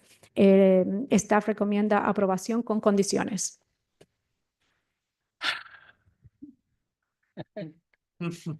Wow. Yeah. Okay. Do you understand the recommendation? ¿Entendió la recomendación? ¿Tienen alguna pregunta, un comentario? Any comments or questions? No, no tengo preguntas, ¿no? Entendí todo perfectamente, sí. He doesn't have any questions. He understood everything. And through the chair, just to make sure, ¿usted acepta las condiciones que se le imponen? Do you accept the conditions? Sí. Sí. Yes. Sí. Okay. All right. Comments or questions from the board? None? Anyone in the audience? Okay. What's the pleasure of the board? Motion to approve with conditions? Second. We have a motion by Mr. Iglesias, second by Mrs. Enriquez. Mr. Mason, Yes. Mr. Perez, Yes. Mr. Ulloa, Yes. Mr. Santiesteban, Yes. Mr. Jimenez stepped out. Mrs. Enriquez, Yes. Mr. Iglesias, Yes. item has been approved with conditions. Yes. Wilfredo Aguirre, right? Sí, Okay. okay. Okay. So for the Ah, record, Mr. Asegurarme que Jimenez. tenía. Yes. Su aplicación fue aceptada con Mr. condiciones. Jimenez has voted yes. Acepta condiciones, ok. Gracias. Fue aprobada por el Planning and Zoning Board. Recuérdense que tienen que volver ahora al council, al ayuntamiento para la ordenanza. Y se va a leer. En mayo 27 empieza a las 5:30 de la tarde, aquí mismo. Ok. Muchas gracias. Gracias. Okay. Gracias. Okay, so item number 7 is also a tabled item from April 23rd meeting. We would have to remove it from We table. need to remove it from table? Yes. Motion to remove from table. Second the motion? So we have a motion by Mrs. Enriquez, second by Mr. Iglesias. Mr. Jimenez, Yes. Mr. Santiesteban, Yeah. Mr. Perez, Yes. Mr. Ulloa. Oh, Mr. Ulloa has stepped out. Mrs. Enriquez, Yes. Mr. Mason, Yeah. Mr. Iglesias. Yes. Item has been removed from table. Good evening, board members. Alejandro Arias, 701 Brickell Avenue. Evening. This property is located with frontage on Okeechobee Road to the west, West 18th Street to the north, and West 17th Street to the south. The lot encompasses approximately 1.9 acres and is designated for industrial land use with a compatible M1 zoning district. Until 2003, the property was developed with warehouses, which were subsequently demolished. In 2005, the site was redesigned and permitted by local architect firm Salazar and Associates for use as a hotel motel, prepared for Crossway Airport Hotel Inc. In 2008, the building received occupancy approval for 93 units motel featuring 27 enclosed garages. The two-story structure include approximately 65,352 square feet of living area, according to Miami-Dade County property appraisal records. City records indicates the motel provided a total of 111 parking spaces, included accessible handicap spaces. The site also included abundant on-site landscaping and street trees. Additionally, 6 of the second floor motel units were developed as loft-style two-story motel units. This application seeks a special use permit, SUP, to allow the conversion of a portion of the existing motel into residential use. Residential uses are not permitted by right within the M1 district, as outlined in section 98-1371B. The majority of the area proposed for conversion consists of the enclosed garages, which will be retrofitted to accommodate up to 31 residential units while maintaining 84 motel rooms. This residential retrofit offers flexibility and the opportunity to introduce an additional housing option to the community. Furthermore, the interior layout of the existing structures appeal to support a smooth transition to residential use, provided that all 31 units meet applicable safety codes and minimum housing standards. As mentioned, the 2005 parking count was 111 and 110 were parking spaces required. However, 27 were then closed garages. Since all the garages are being converted, the property ends with 84 parking spaces. Therefore, the applicant has submitted plans reflecting a revised site plan to accommodate 102 parking spaces. According to today's parking regulations, the proposed site will require 146 parking spaces. This requirement is to satisfy 1 parking space per motel room and 2 parking spaces per residential unit. All the proposed residential units are 1 bedroom, 1 bathroom. However, the units varies inside from 310 square feet to 893 square feet, where only 4 units are 700 square feet or more. Current zoning regulations permit the reduction of parking requirements for smaller residential units, but in this case, since this is a retrofit of an existing active use, the project is not presented to be analyzed according to to a completely different set of zoning regulations, where residential is the main use instead of an ancillary component. So a parking reduction may be considered for approval if priority it's given to meeting the parking demand for the residential units when necessary. Since the property will continue operating as a motel, the following conditions are stipulated. Enter into a declaration of restriction to permit 31 residential units and 84 motel rooms, where section 18.6.13 of the code continues to apply to the site with certain exception to the 31 residential units. Residential parking demand is to receive priority over the motel use by marking 31 parking spaces to at least grant 1 parking space per residential units, require landscaping recertification before the end of the year 2025. The site is to be retrofitted according to the plan signed by Albert Gonzalez, architect PA, dated March 21, and to mark the parking spaces.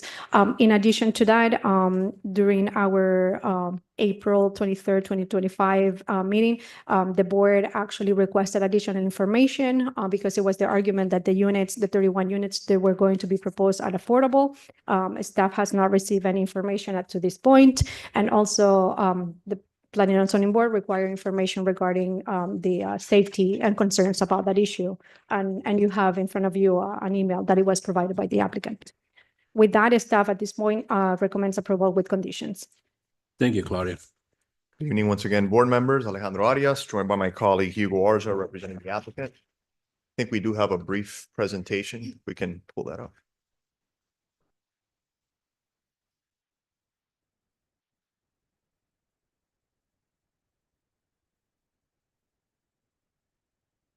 Next slide, please. If you recall from the last hearing, the subject property is nearly 2 acres in size and fronts on Okeechobee Road between West 17th Street and West 19th Street. I know that there was a couple of board members up here that did not get the chance to see this. Next slide. This is a site that has a land use designation of industrial and is zoned M1 industrial, which allows for the current motel use as an as-of-right use. Next slide. That existing motel being the Casanova's Boutique Motel, it is a 3-story, 93-unit motel featuring 27 enclosed garages, which was purchased by this applicant in December of 2022. Next slide.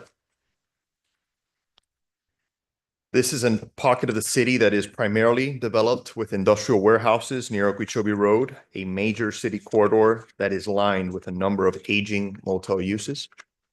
Next slide.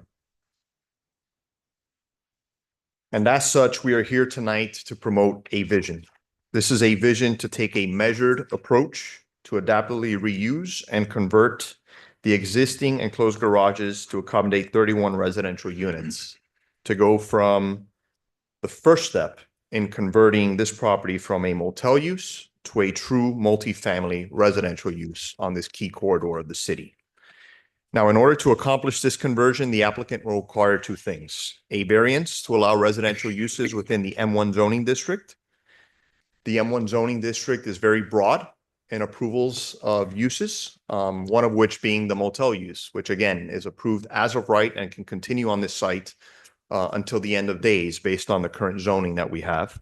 The second being a minor non-use variance to allow 102 parking spaces where 146 parking spaces are required based on this new proposed mix of uses. We have no issues with the conditions that are being proposed by staff. Next slide. Now, during the last P and Z hearing, there were a number of valid questions concerning this proposal, and we have done our best to provide some clarity here tonight. Ultimately, this is a proposal to undertake a measured pilot program, if you will. This is something that can be the test case and a catalyst for other motels in this area to undertake such a conversion from one use to another. This proposal is phase one of the process. Last hearing, I believe Board Member Ulloa asked why this transition could not happen all at once. And the simple answer to that is that this is the first step in understanding whether such a proposal is actually commercially viable. As it stands today, the current as of right use is a motel. It can be rented for numerous hours, days, weeks, or months. What the applicant is trying to do here is actually create true multifamily product type that's not within that motel use. So the applicant already has plans to add kitchenettes and convert all of the units, but it must first prove that this is an economically viable plan.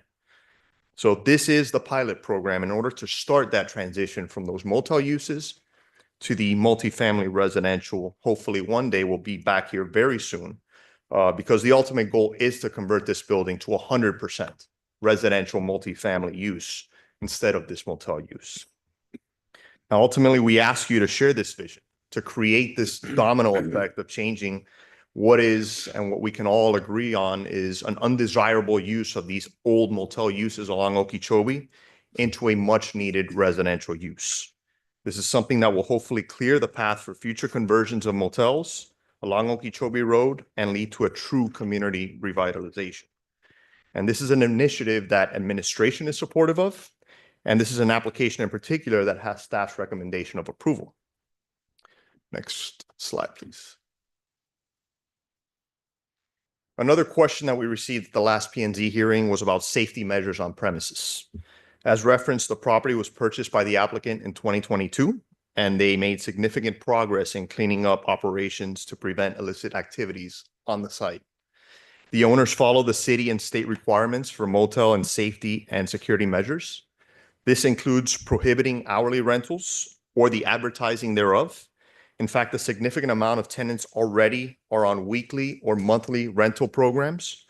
Room rentals are limited to persons over the age of 21, and most motel staff must report to the city's police department the presence of any unaccompanied minors. Next slide, please. There's a 24-hour front desk attendant, and photographic identification is required as part of the check-in and check-out process. This information, as well as the vehicle information, is logged as required by Florida law. There's also closed-circuit television and security cameras throughout the property, enhancing vigilance and crime deterrence. And next slide. Next slide. And every year, the applicant is required to submit a crime mitigation plan to the city. This includes elements such as a peak hour report, during which a licensed security officer must be on premises an hour before, during, and after, verification of operable video surveillance systems, annual human trafficking awareness training, and engagement and cooperation with local police. Next slide. Now, given the state of housing supply, the transformation of existing garages into residential units for rent is a highly desirable initiative for the city of Hialeah. This is not a motel with illicit activities, but rather it's an intermediate option that is what some families can afford today. That provides a better option than living in an illegal efficiency or a vehicle. This project will contribute to address the city's pressing need for diverse and proper housing options, and again, is the test case in order to fully convert this building and hopefully other motels along this corridor to a true residential use. Next slide. Now, as you may recall in the site plan, the applicant is proposing to repurpose portions of the existing motel to develop a mixed-use program. This will consist of 31 multifamily units, true multifamily units, and 84 motel units within the existing building envelopes. As previously mentioned, the property is currently improved with 93 motel units and 27 garages. So the applicant will convert the 27 existing garages and 9 motel units into 31 residential units. The project will also feature an enhancement to the landscape perimeter and vehicular ingress and egress on West 18th Street and West Okeechobee Road, as well as the inclusion of amenity enhancements such as a dog park, domino park, and pedestrian connectivity access points. Again, seeking to revitalize the look and feel of this Okeechobee corridor. Next slide. Additionally, this project will be spearheaded by Prestige Companies, the city's largest unit owner, who will bring their development and management expertise in providing essential housing for the city's residents and its working class. Next slide. These slides are a visual representation of the proposed conversion, with the gray shading reflecting the motel units that are to remain, and the white shading identifying the residential unit retrofits.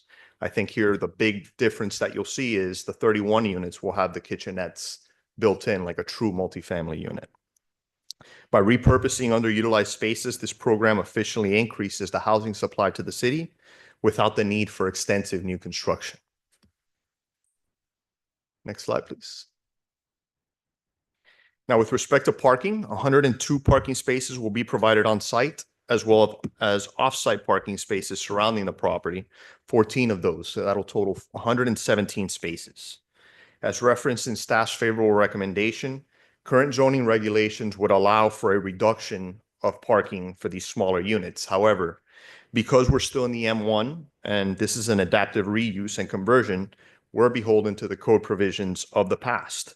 So it's an instance of form over function. If we were in the MBD district, we would actually get a reduction in parking or a different parking calculation than what we have now. But because we're mixing these uses, we are at the level that we are trying to vary from. Functionally, however, each residential unit will have an allocated parking space, 31 parking spaces assigned to those new multifamily units, with the remainder of the on-site and off-site parking spaces, 86 of them, to be utilized in a shared format between the units and the motel use. The motel use right now is transient in nature, so there are numerous opportunities for shared parking on the site. Building management has identified that typically there's 40 to 50 open spaces unused daily on the property.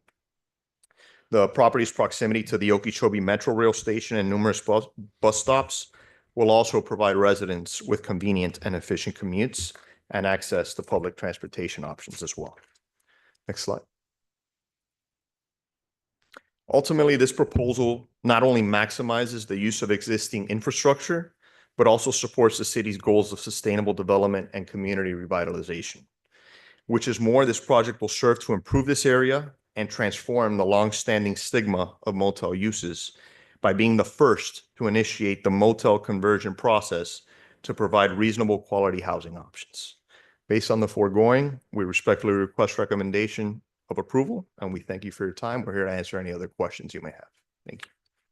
Thank you, Alex. Any comments or questions from the board? Well, I have to say one thing. Last meeting, I did promise you that I would look into the nitty-gritty. Okay. Thanks to staff, so graciously emailed all of us basically the copy of the ordinances and all pertinent information regarding your application. Not your application, but the general ordinance use. as a whole. You know me by now. You know I'm very well-spoken sometimes. It's clear as day. It's all there in black and white. I don't agree with it, but it's there. You can rent out for a maximum of 3 hours. Minimum. I'm sorry, minimum of 3 hours to a maximum of whatever. To me, that attracts, I don't know, some kind of traffic that I am not happy with. But listen, people that know more than I do and that are much more qualified than I am adopted this ordinance. as a law. I am a law-abiding citizen. So as far as law is concerned, you're well within it. I would feel guilty, uncomfortable denying you this application. However, I am not comfortable approving it. You see where I'm at? I am, but I also would understand that position if I was here advocating for the motel use, right? Because, but what we're trying to do is actually the opposite, right? Right now, we could rent it out for a month, a year, as if it was multifamily. What we're trying to do here is actually, we're not motel operators. We're trying to change the dynamic and go from a motel use to try to bring these up to a real multifamily use and change the nature of it. Right. So that's why I say it's a pilot program, because the first 31 units, we're going to bring in kitchens. That's going to change the paradigm. That's going to change the type of people that are going to live there, because they're going to live there for longer because of the kitchen use. And if that is commercially feasible and economically feasible for the applicant, then we're going to go and we're going to convert the entirety of the building. That's really our goal. We're not motel operators. This is a multifamily owner, operator, manager, developer, and that's what we're trying to do. So I respect your position and I get it. But again, we're not here to try to operate it as a motel. If we have to, we will, but that's not what this is. This is actually the opposite. It's the first domino effect of trying to convert. Well, the thing that it kind of like, excuse me, I don't know, I got a tickle in my throat. The thing that kind of like tugs on my heartstrings is like you said, it's a pilot program. I don't think there has been anything. There's not. In the time that in my tenure here with the city, I've never heard of it before. That's why I made a commitment to you last time that I would dig into it. And thanks to staff, they provide me with the research material that I needed. And I repeat myself, okay, you're 100% within what you need to be. I don't like it, but it is what it is. So I just wanted to make sure that No, and when I mentioned pilot program, right, because that terminology can be taken as it's a city program. It's not. There's no other motel lining up right now to say, hey guys, we want to convert to multifamily. Motels make a lot of money. Nobody's pounding at the door to say, let's put kitchens in here and make these more attractive real multifamily units. It's a pilot program because this applicant is the first one and the only one really right now coming to the city to say, guys, let's try to change the image from motel to a true multifamily residential and change the image on Okeechobee Road. you never know. Maybe this would take off like a rocket. God willing. And we'll be back here sooner than expected to convert this 100% to multifamily. Well, now you know. Yeah. Now you know how I feel. No, it So it I'm- truly is a chicken or the egg. I mean, I'm like, so Through the chair. I would allow the board members to say their, to say their piece, and then we'll come to a happy medium. Go ahead. I could feel your discomfort from here. And I understand why, because it's not an ideal situation to have, permanent residents with like motel guests. However, I think the ends justify the means, because in the end, the idea is to make an example of this motel and perhaps change the whole area into single, regular homes.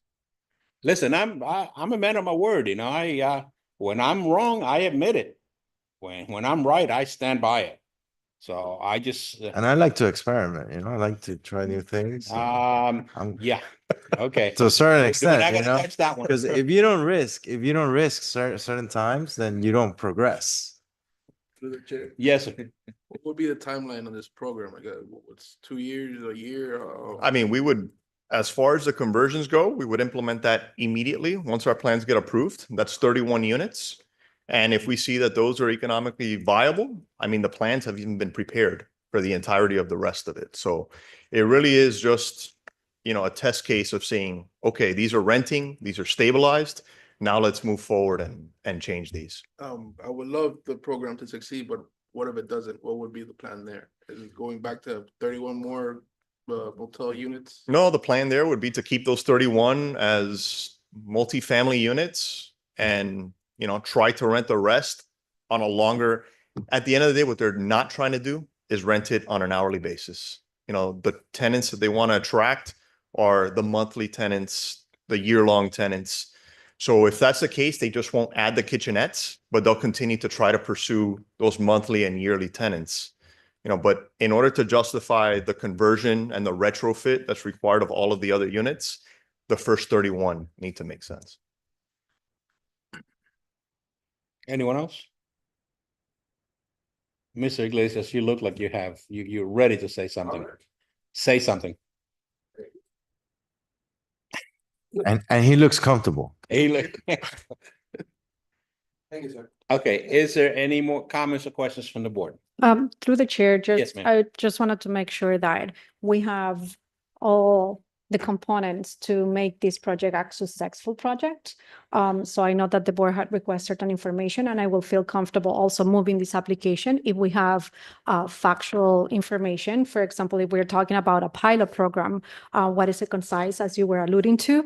What is the time frame? And if we can go back and revisit the idea to within a frame. And also if we are making the argument that this project is going to bring affordability to those residents, I would like to have in the declaration of restrictions, actually, what is that percentage of MAIs that is going to be targeting for those 31 units?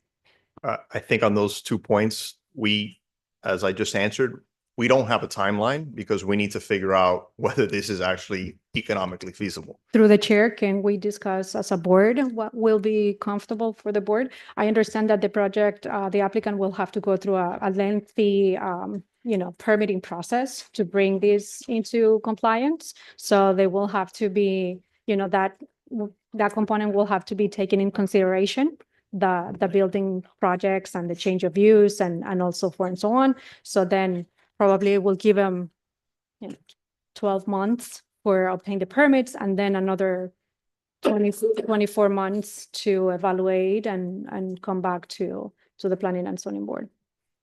Are we adding conditions then? That is what we are discussing, correct?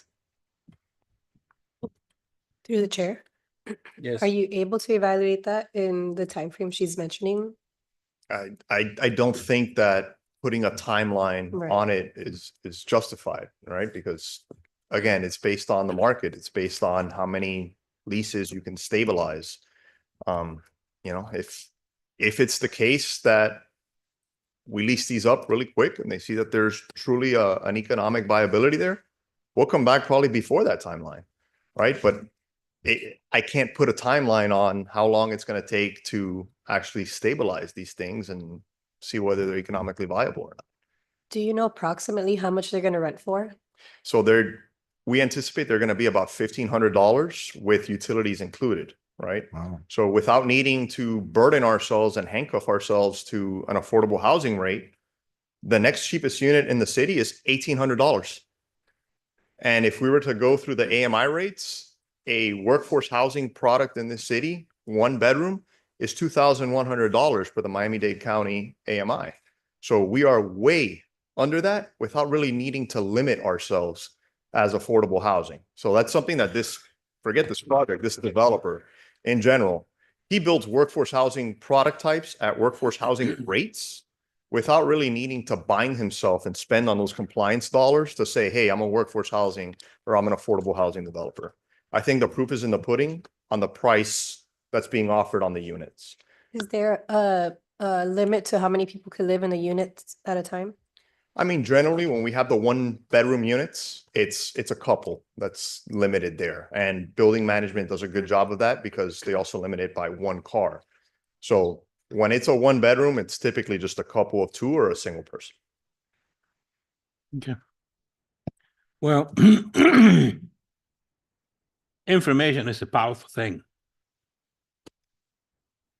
Last time we weren't afforded that much information. So this time we do have, thanks to staff again, and I mean, I'm ready to make a decision if the board is ready to make a motion. There's Yeah. anyone in the audience that wanna say something? Yeah, my only So- concern is adding more conditions because it seems like the applicant wasn't ready for adding a timeline. And I would. That's hate- correct. The applicant is not agreeing to the condition of the timeline, so. Okay. There is no condition on the table of a Thanks. timeline. I didn't hear of a condition of a timeline. But what I will say again is nobody's lining up. I call it a pilot program because it's our own pilot program that we're trying to promote. The city hasn't initiated any type of product pilot program. There's no other applicants here knocking on the door to say, I want to convert my motel. So what we're saying is we're the first ones here trying to actually do something proactive to create and beautify and enhance motels. So to limit us and put a time frame on that, I think is, prohibitive. Just out of curiosity, have you even advertised this or gone public on what your intentions are? So is the word out there, in other words? We have not, but again, this applicant has thousands of units. So Right. those units will be in the same format, will be managed in the same way. So we can just estimate, right? Based on other product types that we have throughout the city, exactly what this will be like. Okay. Through the chair, the last thing, regarding timeline, I understand your concerns, but what about the pricing of the units as you were mentioning? Well, Yeah, I'm not one to say what they can charge or not. I'm just curious to see how much it was gonna be. Right, but since it's the project, it's being offered as an option for affordability. As you mentioned, actually, we know what MAI at 120%, it's out for rental. So at least if we are going with this product as an affordable, at least we have those parameters in place where this project, it's going to propose, to go out into the market for targeting the 60 MAI or the 80 MAI out there, which I'm pretty sure that you will be meeting, those targets. I'm pretty sure that we're going to be meeting those targets as well. But once And I again, just- why shackle us and prohibit us right out of the gate when naturally we fall into those ranges anyways? And it is cost prohibitive on the applicant side, on the developer side, to be compliant with those programs and provide the recording of I'm compliant with the affordable rates and the workforce rates when naturally thousands of units have been built throughout the city by this developer, and they're mostly all within workforce rates. This will likely be between in affordable rates without having to shackle ourselves to that rate. Through the chair. Yeah. I asked about the number of people who live in the units because I used to work on the beach. I used to see those tiny studios have 20 people living in them. So how are you gonna be able to control how many people are coming in and out of those units? That again is a management function, and thousands of units throughout the city. One of the ways that they do it is parking decals to make sure and they can monitor exactly how many cars and what cars are attributed to each unit. The second is every single tenant, the background checks that they run on these tenants is significant. They just don't allow everyone to rent within their communities. They do interviews when they take in these tenants, so they get a good understanding. And at this point, they have expertise engaging, what tenants are going to be problematic, which ones, have more than expected, et cetera. So they do have expertise when it comes to this management and a number of programs in place to make sure that what they say or how many people they say are in a unit is the case. Thank you. If we were to approve this, what do you think your time frame will be before obviously you have to go through council and some of the loopholes and stuff? What time frame will you be looking at for launching? I think they've already prepared the building plans for this. So they're ready to go as soon as we get approved, God willing, by the city, get the plans approved, go through the department reviews, they're ready to go. Okay. I'm sorry, one more question, sorry. Yes. Since the motel has an age limit, you have to be 21 and over to be at the motel. Is this also gonna be, are these apartments gonna be for families as well? Are there gonna be children in these apartments? So there are some larger format units. And those, I believe we saw there's like some loft style units. I think those may possibly be available for family size. Those are 800 and something units, 700 and something square foot units. But the primary use of these will be one bedrooms. So the intent will mostly be couples, single unit occupiers, but there will be some units that are larger in format for families. But in the beginning, we're going to try to keep it to one bedrooms until, God willing, this is converted 100% to a full multifamilies. All right, thank you. Okay. Can we get a motion? Motion to approve with the current conditions. Okay, so we have a motion by Mr. Jimenez, second by Mr. Iglesias. Mr. Ulloa, No. Mrs. Enriquez?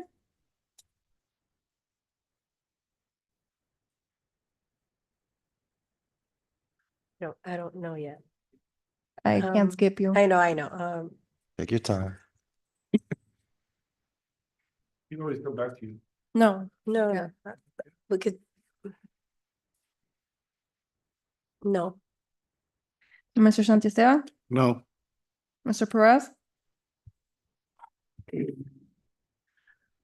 Like I said, I'm not happy with it.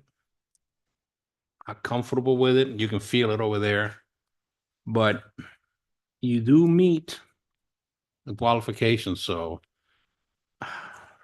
regretfully, I would say yes. Mr. Mason? Yes. Mr. Iglesias? Yes. Mr. Jimenez? Without emotion, yes. Okay, so item has been approved with conditions. Yes. Not sad, not regretful, just hungry, hungry to get home. Hugo, you would remember me making a comment on information is king. I know that that dog has bitten you a couple times. You've had to make a couple of return trips with better information, and it has been a successful return trip. So I guess we could go home to do our project. well, we do have. We have another application. So item number 8, By the way, yes, to remove it from table, I was doing that. Oh. thank you. Sorry. Item number 8, the item needs to be withdrawn to be re-advertised, so no action on item number 8. No action. So we did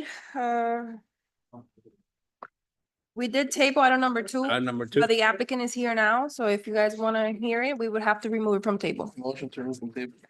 motion to remove from table? Okay, so we had a motion by Mr. Mason, second by Mrs. Enriquez.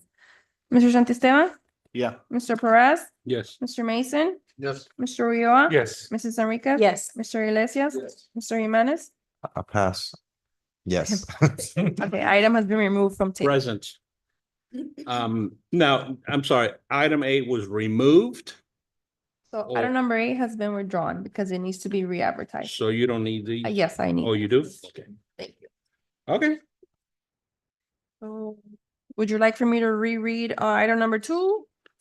I think you just read The address. just the address. So the address is 217 West 35th Street. Applicant Silvia Lopez Calderon. Okay, name and address, please. Oh, wait a minute. Did we need to? No, I know So- she was sworn in, but did we remove it from table? Yes. Oh, we didn't. Okay. I know. Okay. So, Te vas a casar ahora. no, gracias. Con Elisa. No. Do you swear or affirm the truth before this board? ¿Usted jura o afirma decir la verdad ante esta junta? Juro. Let the record show the answer was in the affirmative. No, siéntate para ti. Name and address. Good evening again. Thank you for the members. My name is Elisa Garcia and it's Easy Permits and Legalizations Corp. 5721 Northwest 194th Street, Hialeah, Florida, 33015. All right. This- Just, I guess just the address or unless you want to read the whole thing, I don't. The whole thing, I mean, it's a quick one. Yeah, yeah. I haven't read Quick, it. short and sweet. Yeah.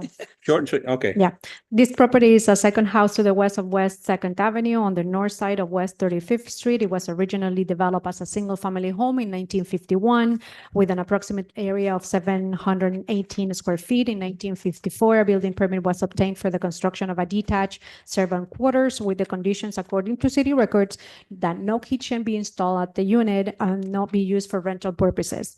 Over the years, several building permits has been issued for additions, including a carport, general repairs, and other modifications. During the most recent sale, the property received a conditional reoccupancy certificate under RO-003358-2023. And as of the day of this report, the property does not receive a homestead exemption. Additionally, there is an open code violation related to an unregistered recreation vehicle, an RV, which is currently located in the rear of the property. This application request is for a final decision regarding the legalization of a front porch, while zoning regulations require a 20-foot front setback. The applicant constructed the porch at 17.90 feet from the front property line. Although the variance being requested is minor, the property must undergo several modifications to bring it into full compliance.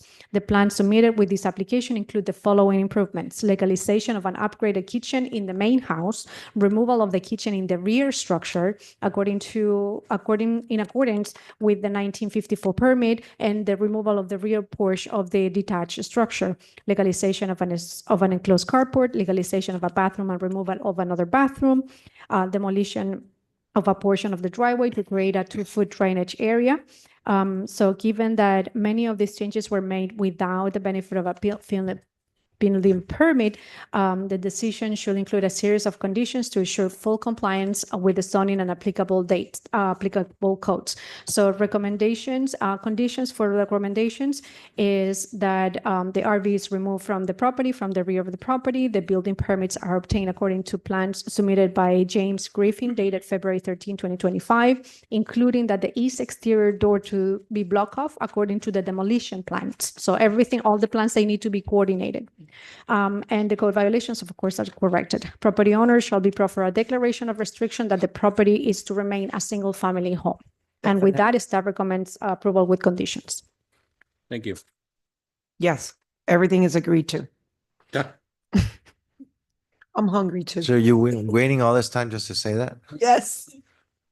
Motion to approve with condition.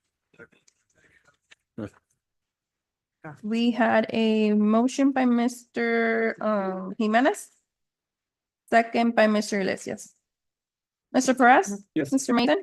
Mr. Iglesias? Yes. Mrs. Enriquez? Yes. Mr. Jimenez? Yes. Mr. Ulloa? Yes. Mr. Santiesteban? Yes, very much.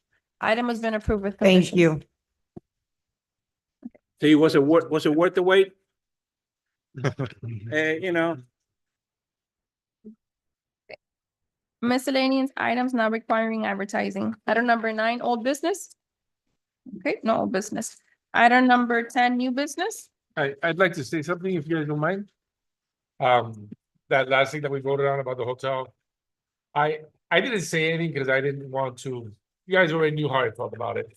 I really feel, I'm really hoping that this doesn't bite us, because I think that it's gonna be terrible for the city, in my opinion. $1,500 rent. In this case, I've always heard lo barato sale caro for our city. I feel that what is going to happen in this unit might affect the city. I hope I'm wrong. I feel that this might be even a blight to our city. That area might even go down. We want to raise our city up. We want to start renting things for $700, $800. That's fine. Let's keep doing that. I don't think it's going to do anything better for the city. I think it's just going to bring us down. If we want to sell ourselves short, we're going to keep selling ourselves short, and we're not going to be able to raise our city. We're just be lowering our standards and make our city barato. Okay, like I said before, aquí todo el mundo viene a coger manguito bajo. Translation, everybody wants to say little mangoes. I don't know, low hanging fruit. Low hanging manguitos. Low hanging mangoes. And we're making Diego more uncomfortable. Yeah, but I really hope that I'm wrong, because I see these locations on a daily basis. I work in some of these locations on a daily basis on 27th Avenue. I see this happening. I think this is a mistake. I hope that I'm wrong. I didn't open my mouth. I didn't want to influence anybody. I wanted to approve them because I was like, we might as well, because it's going to happen anyways. But I don't think that these kind of places are going to make our city better. Giving inexpensive rents, lowering the prices, it's just going to make our city more problematic, I feel. More people are going to live in these apartments. Like she said, 20 people in a unit more likely. Maybe that's not going to be the case, but you know, we're exaggerating the number, but you're going to have multiple people living in a one-bedroom unit. It's going to bring more traffic. It's going to bring more crime. It's going to bring more things that we don't need in the city. I didn't want to influence anybody, but I am very worried about this project, and I don't think that it's going to bring anything good to us. I hope I'm wrong. That I can say about that is also depends on the property management. If the property management is there, it might work. It's great to want to believe in the property management, but here it's not the property management so much as a property owner, and the property owner that the only thing that's on his mind is making money. Just like everybody that owns a business, the bottom line is making money. They want to make as money as fast as they can and as much as they can. I once again say I don't like this project. I think this is going to be a blight on our city. I really hope I'm wrong, but I don't see anything good. Why didn't you say this before? I would have changed my vote. I wish I would have, but you know, I didn't want to. I'm messing. It's a joke. It's a joke. It's a joke. You know, I think I had to say my piece. I always have to say something, and I apologize to keep everybody late here. Everybody's hungry, so I've said my piece, and like I said, once again, hopefully I'm wrong. Rest in peace. So does that mean you're gonna buy dinner? Oh, I'll bring Pantelitos next time. All right, any more comments or questions? Anything else? Ladies and